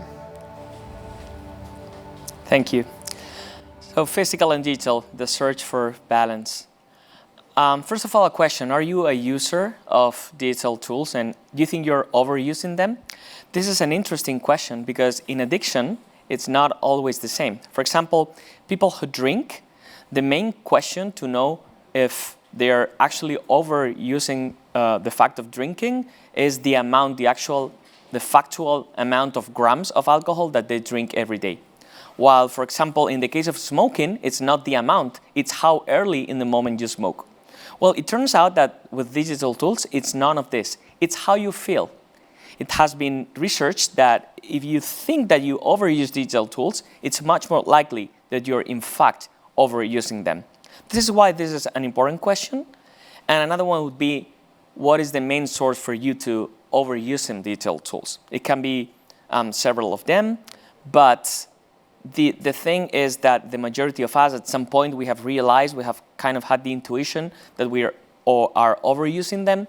And in that regard, another question would be, have you ever tried to control the use of digital tools? And in the case of yes, what has been your main successful strategy? Maybe having a schedule for mail check, maybe uninstalling apps, maybe setting up screen time, whatever that was. That's something to be sure, and that is a bit of what we're going to talk about today. So if you think that you're overusing these tools, it's not by surprise. They're very well designed for this purpose. This has been researched in the last years, and now we know that things such as infinite scrolling or personalized news feeding, recommendation, they're intended, they have a very clear and stated intention to interrupt our offline life as much as possible. So there's an intention behind, and it seems like these tools have been quite successful at doing it. When you attend to this Science article, that basically what shows us is that more and more people are actually afraid of being alone, left alone with their thoughts. Actually, in this study, in this exploration they did with people, they were able to prove how people would prefer small amounts of pain before being left alone with their own thoughts. So that's the kind of things that make us be aware of how much this problem is growing. The problem of what we could call the disengaged mind. Now, I am a neurologist by background, and so in medicine, when we have to check how the evidence, the scientific evidence is moving around a topic, we usually go to this website. It's called PubMed. And here we have the articles about everything that's going on in healthcare, in medicine. And so this is what I did. I typed digital overuse, and I tried to check how the trend is evolving along the years. And we can see how even when in the last years it has been growing, now in the last, let's say 3-4 years, it somehow stopped. And this is not proven. We don't know what's going to happen, but we kind of think, we can infer something that when the amount of evidence stabilizes, it doesn't grow anymore, it sometimes means that we reached a peak, we realized about how big the problem is, and probably we can infer that things are going to start to happen with regards to changing policies and finding solutions, and the general audience, the general public being let's say awakened about this reality. So there is, in fact, a significant association between screen time and dissatisfaction with life. These are quite good articles with a big amount of population, and this is what they prove, that the factual time that we spend in front of our screens are very well correlated with how unhappy we are. And so this is probably not a surprise anymore, but the fact that it has been researched and that we now have the evidence to pivot around this idea is what probably pushes us to do something about it. In this regard, it's known for some years how Steve Jobs at home, when he got interviewed, he stated that at home there was no use of screens. So just reading books and talking, that's what he declared for his own family. And as a matter of fact, the Waldorf School at San Francisco has been an example of where, by the way, many executives from Silicon Valley are taking their children, and it has been an example of not allowing screens for a long time along the education period of these children, which already sends a signal that's probably something that is worth considering. Now, one thing that is absolutely important and key to understand about the reasons behind the use of screens, especially among teenagers, but not only among teenagers, also among adults, is that there is some fear of missing out. That idea that by not being connected all the time, there's something that we're missing, when in fact it's the offline life what we're missing. And this article that I reviewed was quite impactful in the sense that it declared how there is in fact a direct correlation between the number of accounts that we have, Facebook, Instagram, and so on, and the levels of anxiety and depression that people have. So there's probably a very obvious and direct recommendation behind this evidence that we're seeing more and more in the last years. And if you're wondering if these things that we call screens or devices are somehow affecting our mind, our brain, well, there is evidence also that it's not only the mind, but also the anatomy, the brain is being affected by these devices. We have this single article. We could show more, but it's just an idea that shows how the amygdala, striatal, is affected, is from the morphology point of view, changes depending on the use that we make. So it's a reality that we can somehow touch with our hands. Now, something important is that our tolerance to being bored has been decreasing more and more. And that is something that is worth considering, because something that has been researched is that being bored is in fact key, is in fact important for the development of our lives. In the moments where we are bored, there's something that happens in our mind where we stopped to do some autobiographical planning, we start having a personal narrative. It's where we realize about the kind of person that we've become, what we would like to do with our lives, what we're not doing, what should be next, what will be our goals, things that we regret. So all that narrative that starts, that only happens if we are bored. And the problem is that our mind is prepared in a way that if something happens that stops this process, then we don't have the opportunity to do it. And the problem with being connected the whole time to cell phones and to everything else is that we don't enter these processes anymore. Therefore, there is no narrative, there is no planning in what we want to do with our lives. So the effects are quite meaningful if we think about it. And something else is that it has been somehow misunderstood that the more connected people get, the more efficient they could get at work. But there's also some evidence, especially by the MIT in the last years, that this is not even true. how things such as creativity, teamwork, design get actually affected by the overuse of tools. So not even for companies, the productivity can be affected in a way that is counterproductive for the companies themselves. And there we also find a business reason to stop and to somehow reflect about this reality of what we call techno stress. So what could we do about this? Well, the thing is that there is not one recipe, there's not one single thing or one single formula, and the reason is probably that we didn't walk that way yet. We didn't go through that process of understanding what needs to be done. That's probably something that we will have in the coming years. 5 years, 10 years from now, we will have evidence about what can be done and what not. But here, only by talking about this today, we're being quite pioneers in trying to understand what can be done. That's why I was throwing this question at the beginning, where I was asking, what do you do? Because that is the benchmark, the practices of people that today tell us that they're trying and they're finding success or failure in trying to stop or to put a diet on screen time. But at least we have a few things, a few pieces of information. This is more than anything a joke. It's an anecdote, but in this company, at 5 p.m. when the office hours finish, the tables and the chairs would go up to the ceiling automatically, and people just stand there and they cannot do anything but talk or maybe go home because there's nothing they can do with their work, even if they want. So that's more than anything an anecdote, but it gives us an idea that something should be done. This is more likely to be implemented. This is something that I especially like, and I'm thinking about this for my own company.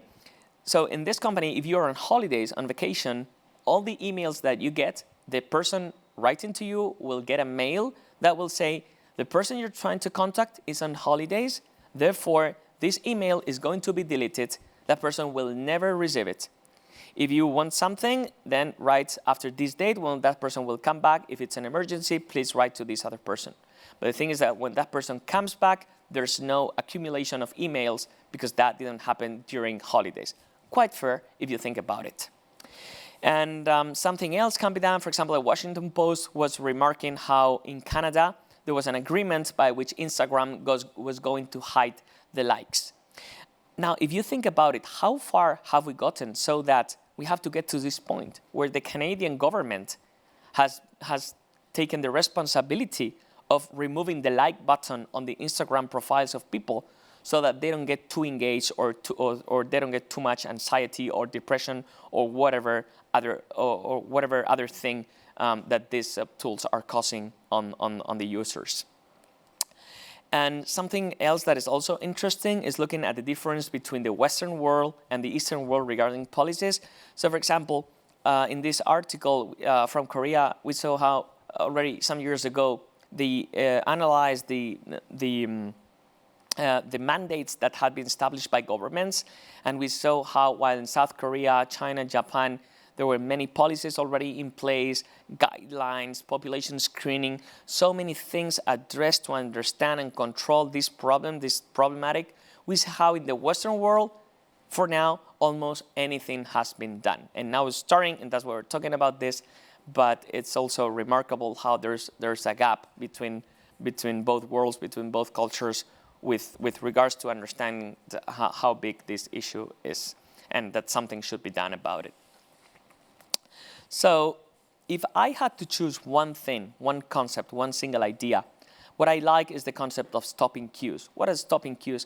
Well, in the physical world, there are stopping queues. There are situations where things come to an end. For example, you go and buy the newspaper. There's a moment where the newspaper comes to an end. There's no more newspaper. It's done, stopping queue. If you go having dinner with someone, the dinner at some points it stops. So it's stopping queue, end of dinner. And that applies to everything else. When you go to the movie theater, when you go driving, whatever you do in the physical world has an ending, has a moment in which it comes to a finish line. The problem with the digital world is that it doesn't have stopping queues. There's no stopping queues. So you're on sex, it's infinite sex. You're on On talking to friends, it's infinite talking to friends. Video gaming, infinite. Whatever you're doing, messaging, looking at buying, working, whatever activity you get engaged in doesn't have to stop in queue. And that is the problem because our minds are really not designed for this. So if there's one thing, it would be this. So for example, physically putting the cell phone out of the table in another room, in a different room, so that there's a queue is something that is worth considering. And the same applies to the rest of the world. There's simply no way of doing this sustainable if they don't set these queues by ourselves, because the tools are not going to do it for us, at least for now. So this all comes from experience and to experience, and I don't have the truth, but at least to finish, I wanted to share what has been my progressive journey on information diet. These are the things that I'm doing. I try to do something else every day, so no WhatsApp, phone only 12 hours per day, the other 12 hours it's switched off, no phone at meals, email check only two times per day, no email in the phone, I know that's a hard one, no series, that's a tough one as well, notifications disabled except Slack, no Tinder or other dating apps, no smartwatch, no iPad, just one article or talk or video per week, no more. Sorry, one article and talk and video per week, no social networks, Twitter only professional, no phone during summer holidays. That's a very difficult one, socially very difficult to push, but I think that's a great one. Of course, trying to practice mindfulness somehow, no television. Day starts journaling, not checking email. And this is a new one for me, also a difficult one, no phone on Sunday.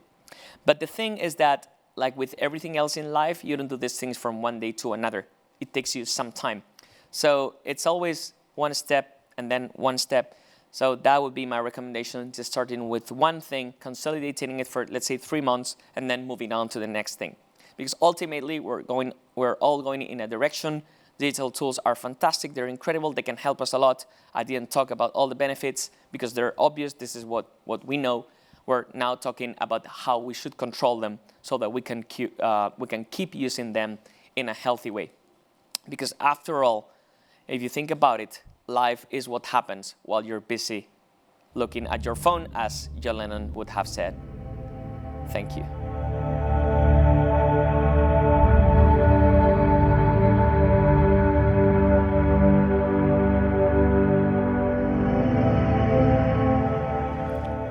Gracias, Ignacio. Es cierto que la desinformación y la variabilidad pueden ser definitivamente nuestros peores enemigos. Solo somos humanos después de todo.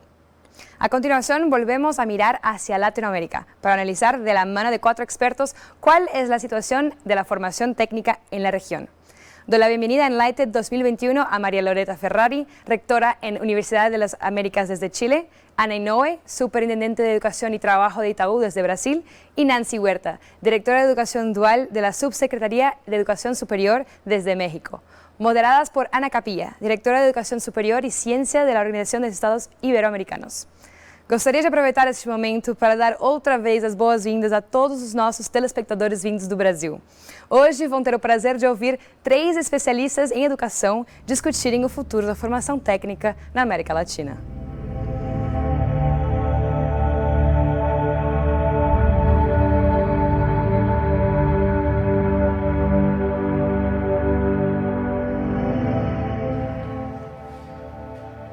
Ana Capilla, María Loreta Ferrari, Nancy Huerta y Ana Inoue. Bienvenidas a enlightED.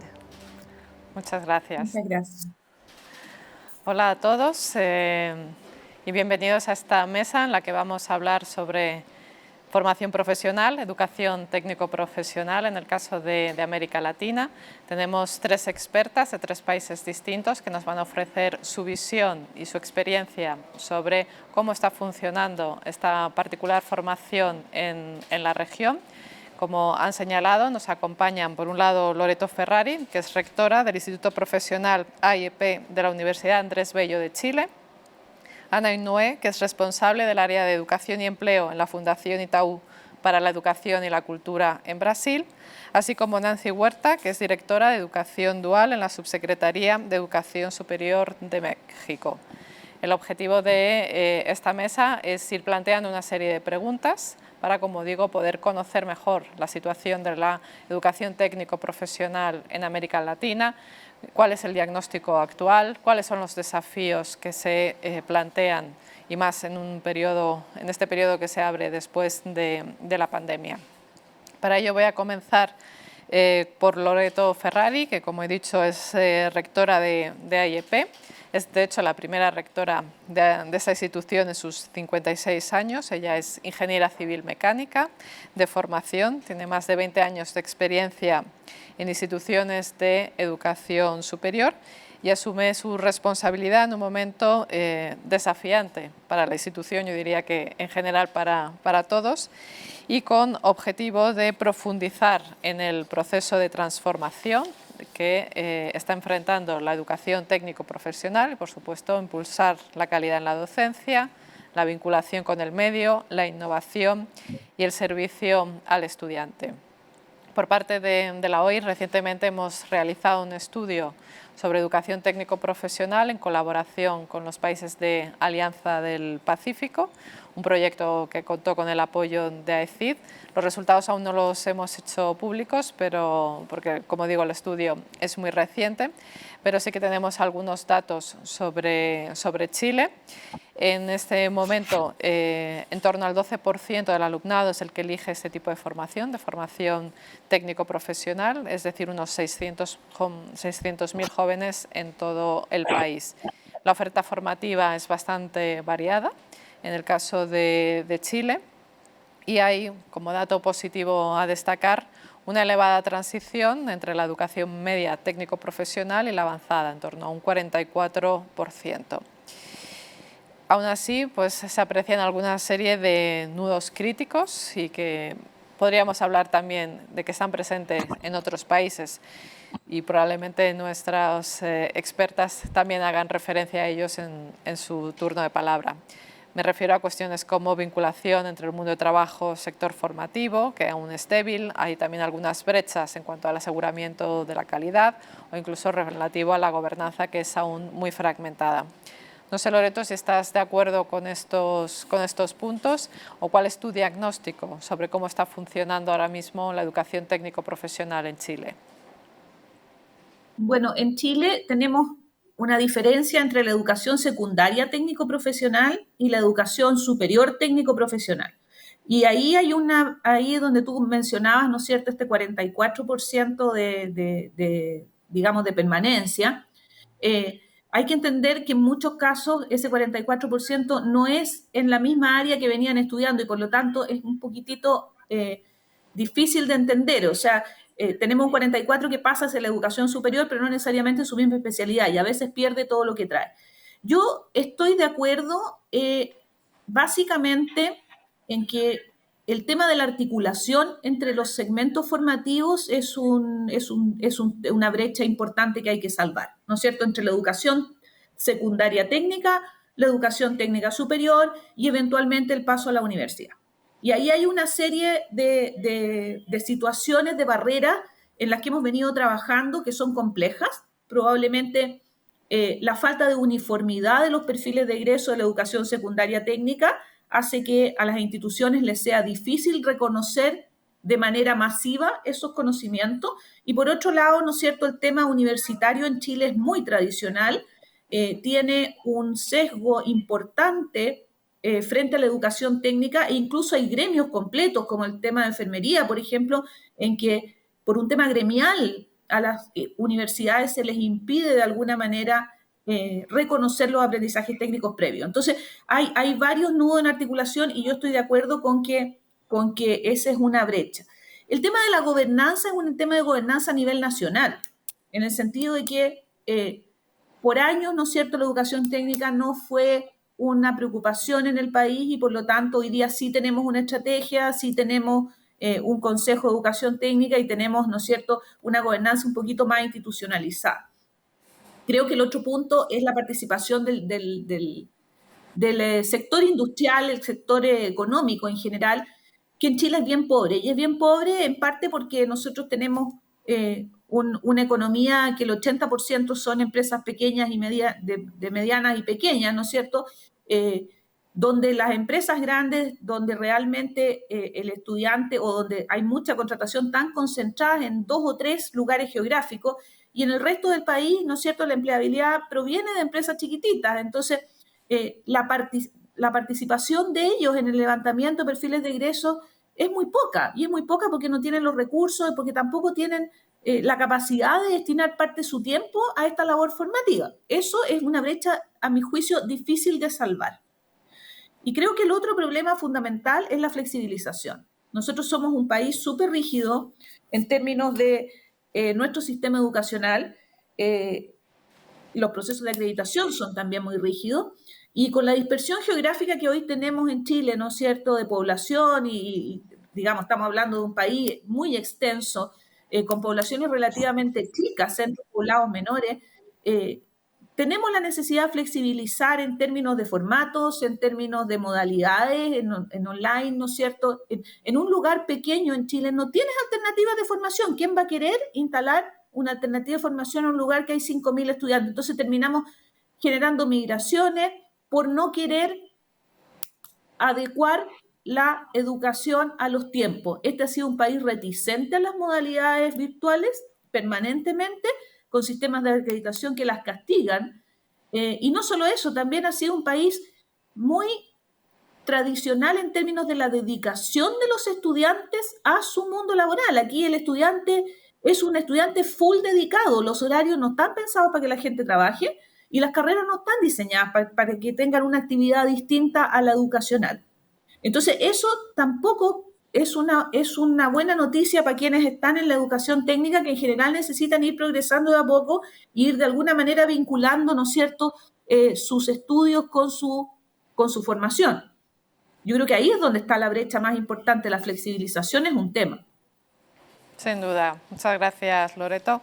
Efectivamente, muchos de los temas son comunes a todos nuestros países. Cedo ahora la palabra a Ana Inoué, que ella es psicóloga por la Universidad Pontificia de Sao Paulo.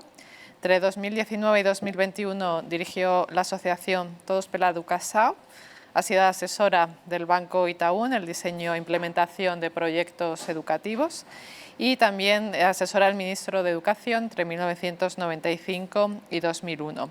Precisamente ahora Brasil se encuentra en la implementación de una profunda reforma educativa que también afecta a la ETP y que va a permitir, entre otras cosas, que las escuelas regulares puedan empezar a ofrecer este tipo de estudios. ¿Puedes contarnos, Ana, con un poco más de detalle en qué consiste esta reforma y qué supone para la educación técnico-profesional, por favor? Sim, boa tarde, muito obrigada pelo convite. Peço desculpas por falar em português, mas o meu espanhol não é suficientemente bom para eu me comunicar aqui. O Brasil teve, ao longo dos últimos anos, né, um ensino médio há bastante tempo que se constituía em 13 disciplinas obrigatórias para todos os alunos do Brasil inteiro, escola particular, escola pública, e eram disciplinas acadêmicas.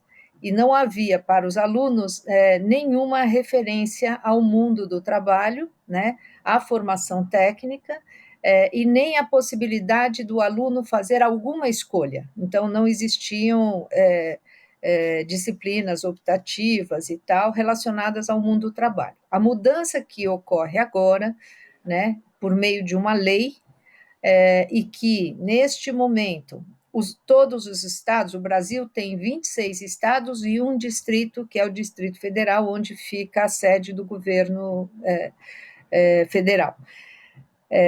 Todos eles estão agora em processo de reformulação do seu currículo e da sua proposta de ensino médio. Então, ao invés das 13 disciplinas, agora então, assim, antes o ensino médio tinha 2.400 horas ao longo de 3 anos, né? 800 horas por ano, em média 4 horas por dia de aula. Agora, o mínimo passa a ser de 3.000 horas, ou seja, 5 horas por dia, das quais existe uma parte que é uma base comum curricular, obrigatória para todos e igual para todo mundo, né? e em torno de 1.800 horas, e as outras 1.200 horas, elas podem ser oferecidas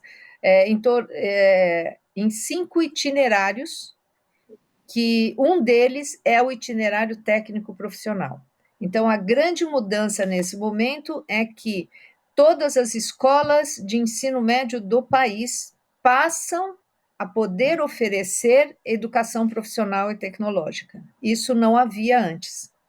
Esta mudança é uma mudança muito grande e coloca um grande desafio para as secretarias de educação, porque a educação profissional ela era oferecida apenas em escolas especializadas e agora passa a poder ser veiculada em todas as escolas do país. Então, o desafio é que cursos serão oferecidos, quem são os professores que darão esses cursos, como será feita a formação desses professores e que infraestrutura é necessária.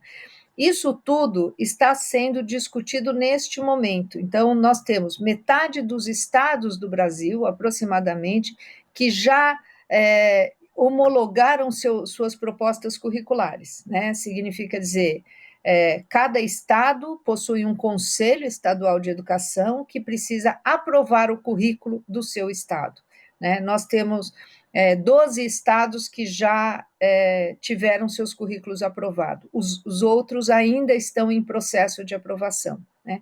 A partir do momento que eles aprovam, passa a ser possível a implementação, né? Daí passa a ser possível a oferta desse itinerário.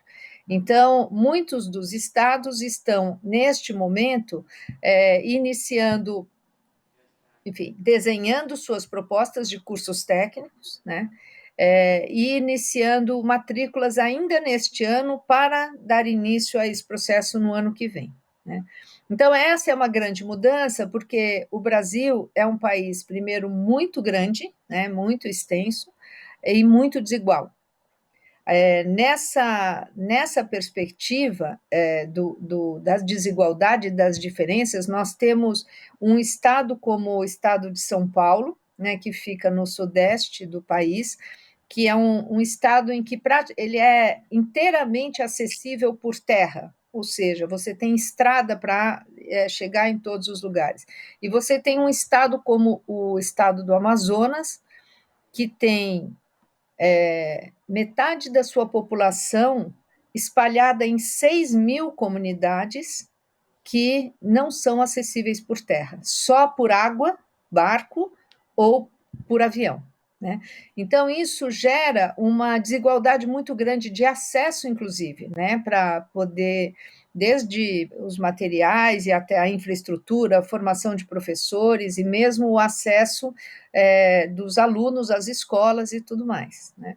Então, o Brasil tem um desafio muito grande agora de oferecer cursos que tenham aderência ao setor produtivo e a todo o mundo do trabalho, né, nesse momento, e qual será a infraestrutura necessária para cada região, né, e como que isso será. Então, este agora está sendo o grande desafio do país. Por outro lado, é uma grande oportunidade de expansão das matrículas de educação profissional, que hoje no país estão em torno de 12% das matrículas de ensino médio, né? Então, e elas passam a ter uma perspectiva de crescer, obviamente atrapalhada um pouco pela pandemia, né? Quer dizer, implementar esta mudança em plena pandemia é um desafio a mais. Obrigada, Ana. Realmente una cuestión a tener en cuenta en América Latina es la geografía. Es también un factor muy importante en lo que se refiere al servicio educativo. Nosotros en la OI, evidentemente como consecuencia de la pandemia, hemos estado trabajando mucho en el retorno a las escuelas, en la pérdida de aprendizaje y demás, y aprendiendo de experiencias previas. Y es curioso que en la región había bastante experiencia en cuanto a interrupción de la actividad escolar, pues simplemente por cuestiones geográficas. Había de repente grandes nevadas, había de repente inundaciones, etcétera. Entonces había cierta experiencia en eso. Evidentemente la cuestión es que con la pandemia ha sido mucho más prolongado en el tiempo, pero hay muchas escuelas rurales que estaban programadas ya para determinadas, sabían que durante determinadas semanas tenían que seguir educando a sus estudiantes en remoto, y en remoto me refiero radio, televisión o simplemente intercambiando cuadernillos. Así que sí, desde luego la geografía es también un factor a tener en cuenta. Pasamos ahora a hablar con Nancy. Nancy es licenciada en Ciencias Políticas y Administración Pública por la Universidad Iberoamericana. Antes de asumir su responsabilidad, ella fue responsable del modelo mexicano de formación dual en la Subsecretaría de Educación Media de la SEP y previamente también participó en la Estrategia Nacional de Vinculación entre el sector productivo y los subsistemas de educación superior federales. En el caso de México, el porcentaje de estudiantes que optan por la educación técnico-profesional es algo menor que en Chile, es un 8%. Lo que pasa es que dado la población y la dimensión de México, eso supone nada más y nada menos que casi 3 millones de estudiantes en el sistema, lo que no está nada mal. Un sistema que además también está pasando por determinados cambios y reformas. Así que, Nancy, para empezar, ¿nos puedes dar una perspectiva general sobre la situación que está viviendo México en la educación media superior y superior, y sobre todo en lo que se refiere a la educación técnico-profesional? Claro que sí, muy buenas tardes a todas. Ana, gracias por la invitación. Pues sí, México está viviendo, yo creo que un momento muy especial en materia de educación. Recientemente, con el inicio de la administración federal actual, en 2019, se reformó el artículo 3º constitucional de nuestra Constitución en México, que refiere a la educación, y en esta reforma se enfatiza la rectoría del Estado en torno a la educación, y también de manera muy importante se define la obligatoriedad de la educación superior. En la administración anterior ya se había definido la obligatoriedad de la educación media. Recordemos, bueno, en México tenemos 2 niveles educativos que contemplan la educación técnica profesional, que es la media, que es la que contempla a estudiantes aproximadamente de 15 a 18 años, y la superior, que ya contempla estudios de técnico superior universitario y algunas licenciaturas en ingenierías, ya jóvenes mayores de 18 años. Entonces, con esta reforma constitucional, pues se abre todo un nuevo panorama de desafíos para la educación media, superior y superior.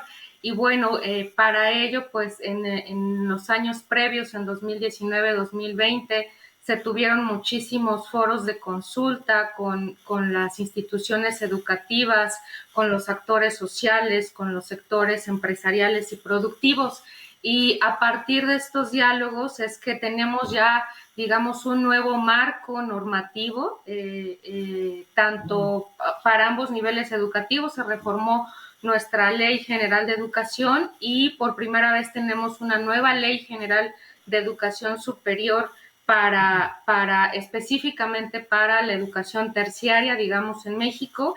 Y a partir de ello, pues bueno, se han establecido pues metas importantes en tema de cobertura, de no abandono, de no deserción escolar, y pese a la pandemia, pues los últimos datos que tenemos es que afortunadamente pues la cobertura no tuvo una baja considerable, al contrario, hubo un aumento pequeño, pero sí hubo un aumento de la matrícula. Y bueno, en ese sentido, como lo comentabas, Ana, pues también la matrícula de educación técnica profesional también aumentó para los 2 tipos de educación, para media y para superior. Y bueno, en ese sentido, como bien lo comentabas, pues tenemos aproximadamente 3 millones de estudiantes en este tipo de formación. Para el caso de media superior, concentrados en bachillerato tecnológico y profesional técnico bachiller, ahí aproximadamente son 2 millones.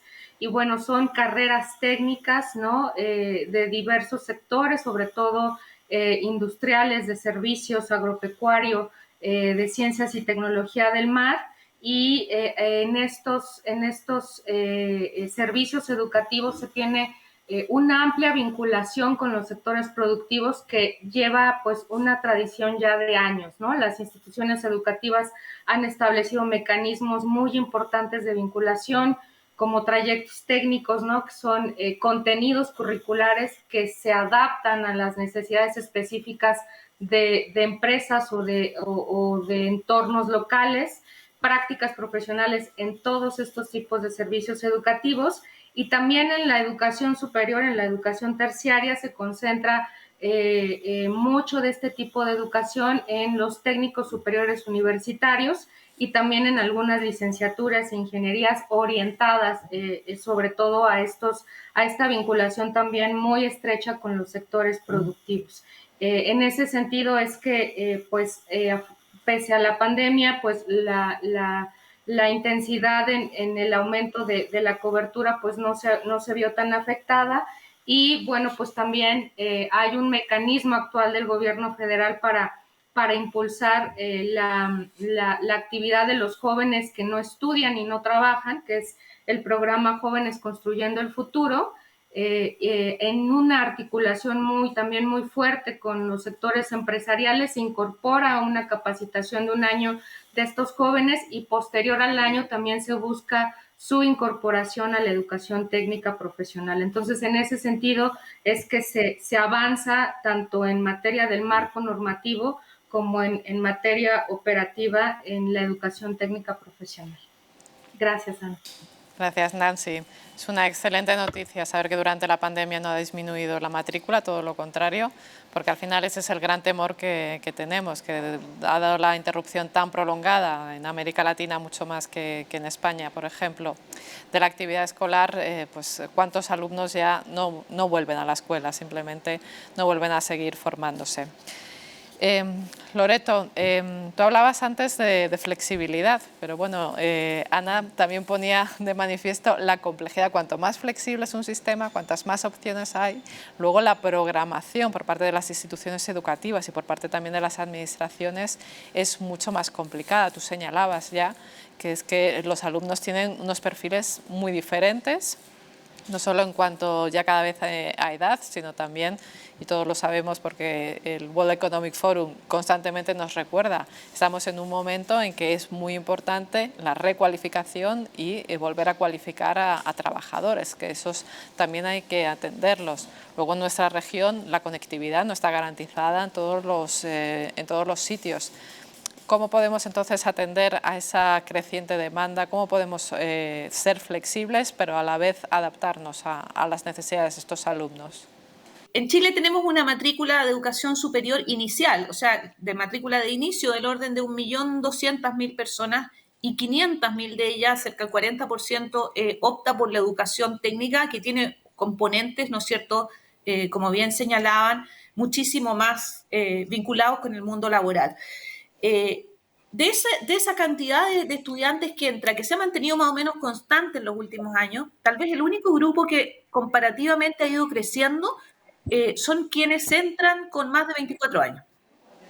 Y eso da cuenta, ¿no es cierto?, de lo que tú mencionabas, de un grupo de estudiantes que o tienen que reskilling, digamos, recapacitarse, o quieren progresar, o no tuvieron una oportunidad en su momento, o no tuvieron, a lo mejor, ¿no es cierto?, los recursos ni el tiempo para hacerlo, y hoy día sí quieren hacerlo.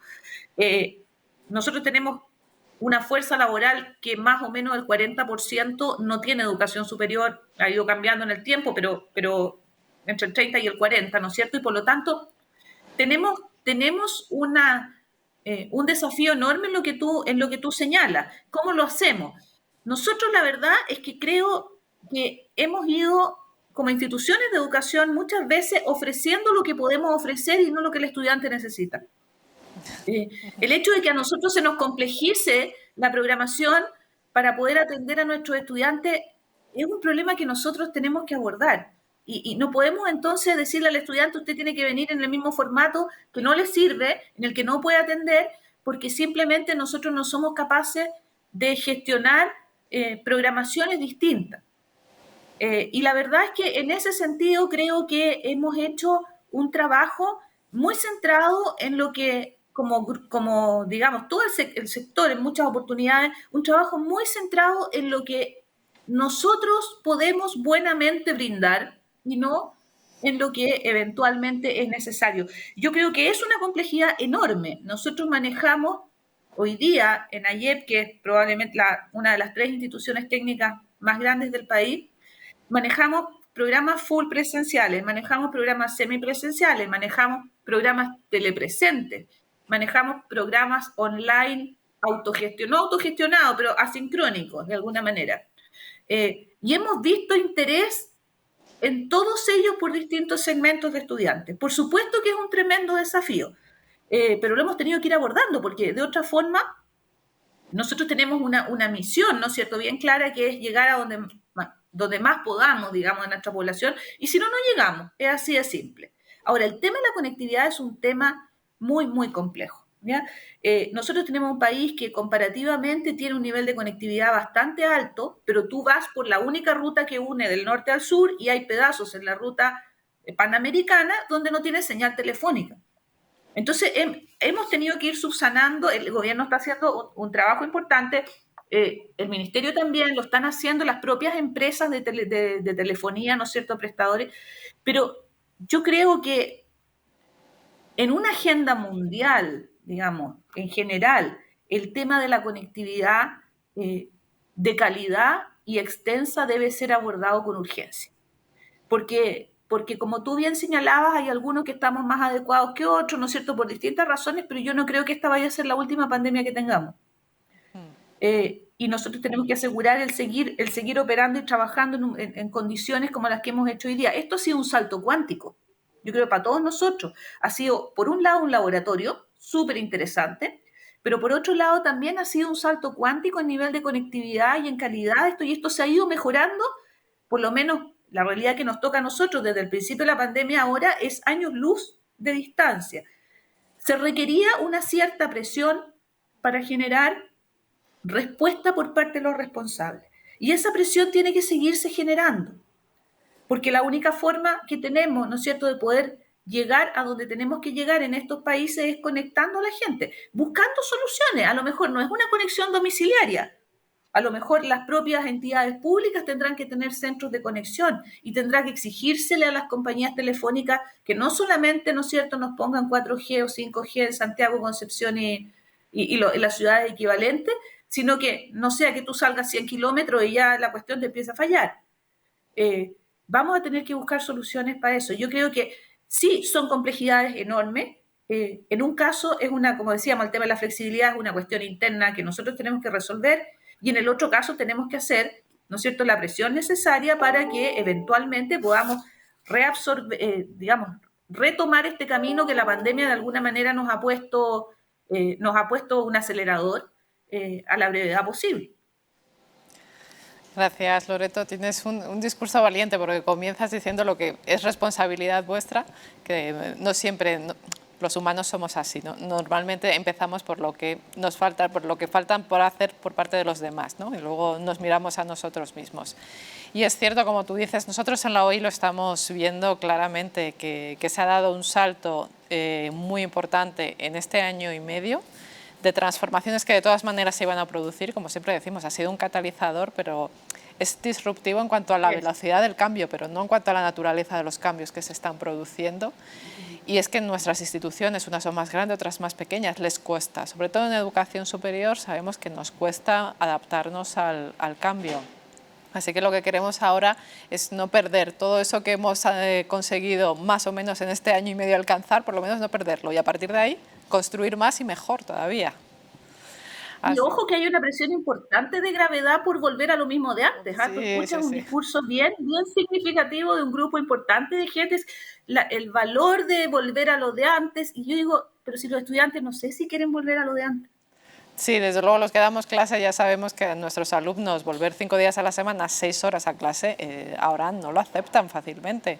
Y también sabemos que han trabajado bastante bien. No a lo mejor tan bien como en presencial, porque determinadas áreas necesitan, y eso lo sabemos.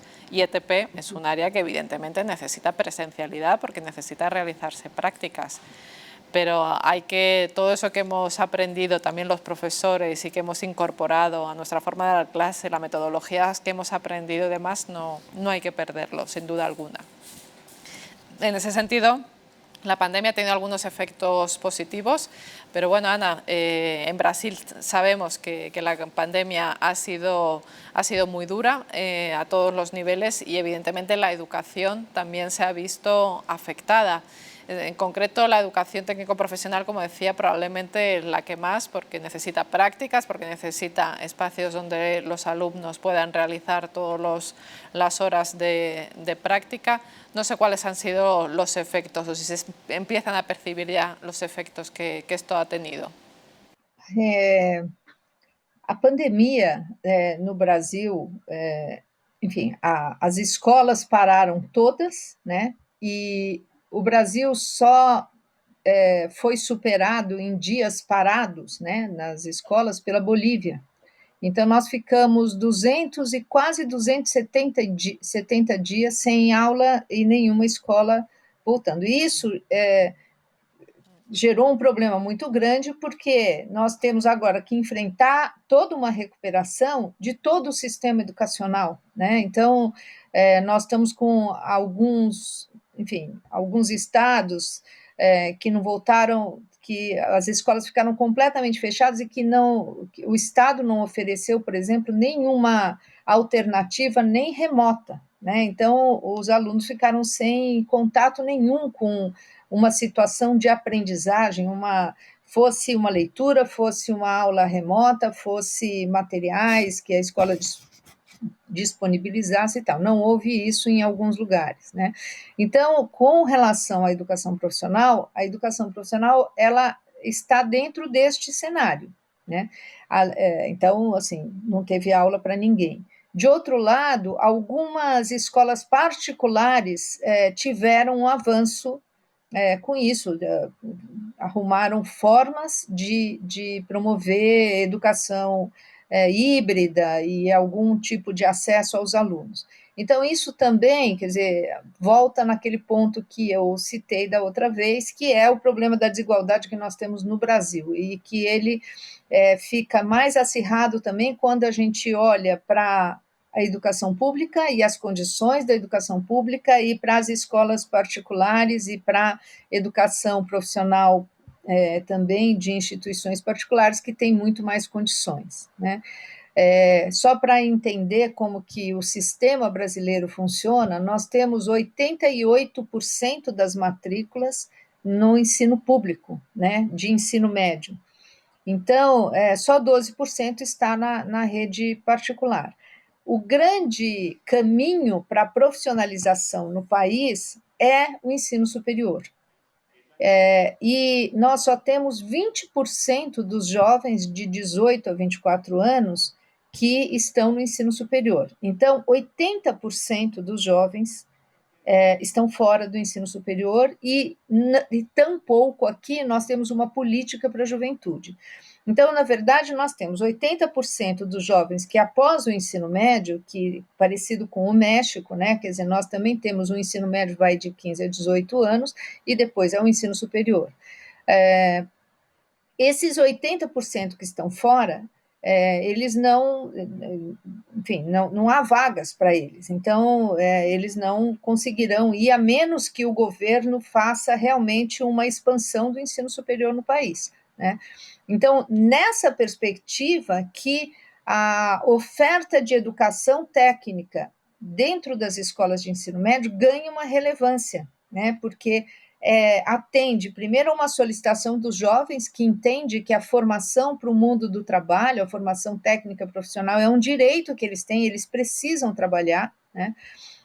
A maior parte dos alunos que estão na escola pública, eles, enfim, trabalham ou querem trabalhar, ou fazem, muitos deles, trabalhos precários, são trabalhos com pouca dignidade que são oferecidos, né? Que é a possibilidade que eles têm. Então, a oferta de uma educação profissional, ela será muito relevante, né, para isso.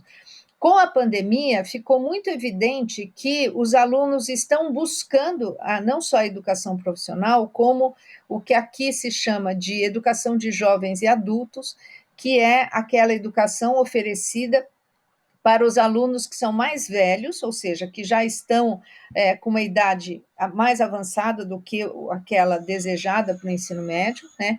E que, então, ao invés deles fazerem um ensino médio regular, eles farão um ensino de jovens e adultos, que é um ensino um pouco mais acelerado, né? E então muitos estados estão agora se organizando para oferecer a educação profissional técnica dentro da educação de jovens e adultos, também como uma forma de atender a essa população. Agora, a gente, de fato, assim, o Brasil precisa dar um salto muito grande, né, nesse sentido de aproximar os jovens do mundo do trabalho, né? Existe um preconceito, eu não chamaria de outra forma, como se, ao trazer a discussão e o curso técnico para dentro do ensino médio, isso fosse prejudicar a formação geral dos alunos, né? Uma formação que dê um senso crítico, que permita aos jovens estabelecerem e fazerem relações mais complexas. E nós estamos olhando exatamente numa outra perspectiva, quer dizer, a formação técnica profissional, ela pode se articular com a formação geral e isto beneficiar bastante os jovens, né? Então, esta é a discussão que hoje nós estamos fazendo e tentando ampliar aqui no Brasil, que é deslocar a ideia de uma educação profissional e técnica que no país foi bastante limitada do século passado, do século XX, né, para trazê-la para o século XXI, uma educação mais moderna, mas que atende a esta formação geral e uma formação para um mundo mais complexo, que exige tomadas de decisões, que exige uma compreensão de todas essas complexidades. Gracias. Siempre es un tema recurrente, ¿no? El de que tenga la educación técnica profesional más prestigio. Yo creo que no necesita más prestigio, lo que se necesita es que se la conozca más y en ese sentido que también vean el atractivo para muchos estudiantes, porque nos empeñamos, profesores, todos, en que vayan por un determinado itinerario educativo, cuando cada alumno tiene su propio grado de madurez también, sus propias circunstancias y eso positivo que tengan distintas opciones.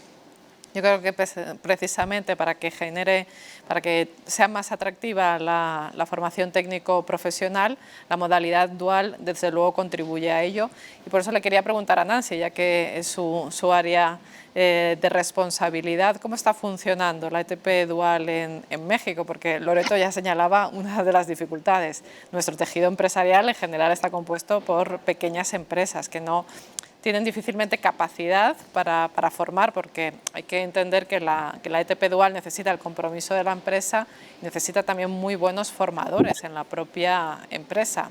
Sí, claro que sí. Ana, pues en México ya llevamos un rato, algunos años, desde la Secretaría de Educación Pública y en coordinación con los sectores productivos del país impulsando el tema. A mí me gustaría enfatizar que sí, en el tipo de educación media hay un avance mucho mayor en la consolidación, hacia la consolidación de la educación dual.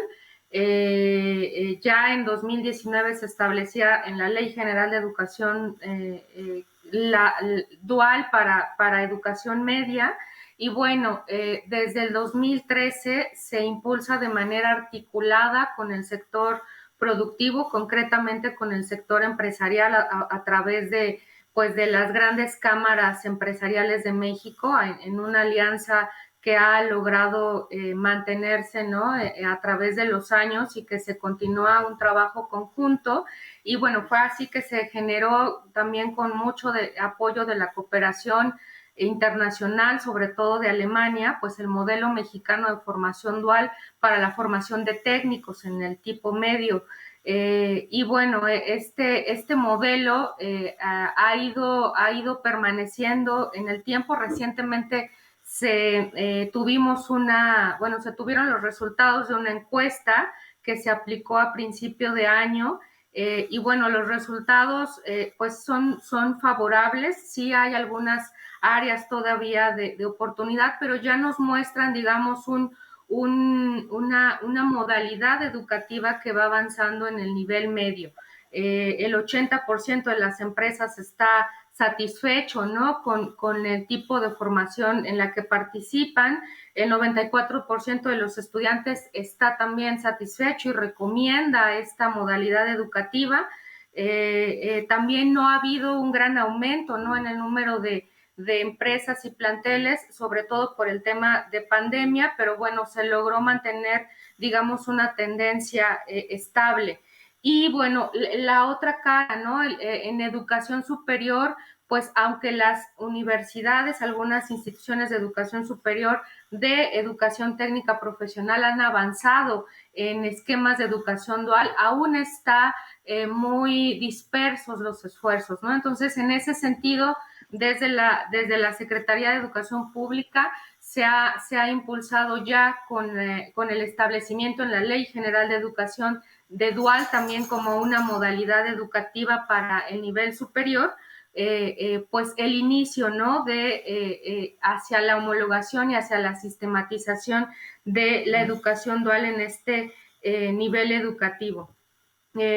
Actualmente hay aproximadamente 150 universidades, contemplando universidades tecnológicas, politécnicas e institutos tecnológicos que ya implementan estos esquemas de educación dual. Y bueno, también a través de estos foros de consulta que les platicaba, pues hemos ido integrando todo el expertise, toda la experiencia que hay para el desarrollo de un documento rector a nivel federal que delimite pues los elementos esenciales, las características y los indicadores para la educación dual. En el nivel superior, actualmente pues no tenemos estadísticas sólidas, ¿no? A diferencia de como ya está en el tipo de media superior, pero pues en ese sentido es que se están orientando los trabajos para este año poder tanto aprobar este documento rector a nivel federal y que también las entidades federativas, recordemos que México pues es un país que se basa en el federalismo, las entidades, las 32 entidades también tendrán que sumarse y bueno, en ese sentido también hay algunas que ya han avanzado en la consolidación, en constituir estructuras, consejos estatales, comités que impulsan de manera muy puntual la educación dual como un elemento que dinamiza no solamente los jóvenes que se incorporan directamente a educación dual, sino también otros mecanismos de vinculación y sobre todo la actualización de programas de estudio para la pertinencia educativa. Muchas gracias, Nancy. Me temo que ya tenemos que ir terminando. Es una pena porque, desde luego, por mi parte yo estaría hablando o platicando mucho más tiempo con vosotras. La verdad es que al final, a partir de estos diálogos, nos damos cuenta de que somos una región aparentemente muy distinta, en el fondo tan parecidos y afrontamos los mismos desafíos y retos y ahora con la pandemia mucho más. Y por eso, por parte desde luego de la OI, el compromiso de trabajar todos juntos, de ir sumando esfuerzos porque en estos momentos en que se habla que incluso estamos dando pasos atrás en lo que se refiere a la globalización y al contacto internacional, yo creo que todo lo contrario, desde luego hay que afianzar los lazos regionales y en la medida de lo posible pues compartir esta dura tarea que nos queda por delante. Así que muchas gracias a las tres por vuestra participación, muy obrigada y desde luego espero que nos podamos ver pronto físicamente, que ya empecemos a tener encuentros también presenciales. Y por último, dar las gracias, por supuesto, a enlightED, que nos ha dado la oportunidad de tener esta mesa y de ofrecer una visión sobre cómo está funcionando la educación técnico-profesional en América Latina. Un saludo.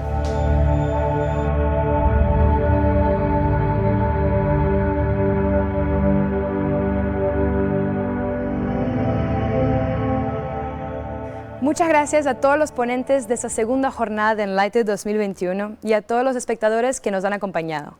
Durante este día hemos tenido la oportunidad de aprender sobre inteligencia artificial, resiliencia e incluso robótica, sobre cómo alinear la formación vocacional y la educación superior con las nuevas demandas que surgen en el mercado laboral. Nos han dado una pista muy importante a nosotros, la gente joven, para saber cómo mejorar nuestro perfil profesional con las competencias necesarias para tener más oportunidades en el mercado laboral. See you tomorrow for our last day with a lot of new speakers, panels and amazing fireside chats. Este segundo día llega ya a su fin aquí en España, pero no os olvidéis que ahora enlightED sigue su programação local em Latinoamérica. Aproveito para dizer adeus aos nossos telespectadores do Brasil e apesar deste segundo dia estar chegando ao fim aqui na Espanha, a programação local em português continuará com palestrantes excepcionais. Y vuelvo a animar a nuestros espectadores a que nos digan ¿qué es lo más importante que has aprendido hoy? Compártelo con nosotros en Twitter con el hashtag enlightED2021 y continuamos la conversación. Nos vemos mañana, see you tomorrow y hasta mañana.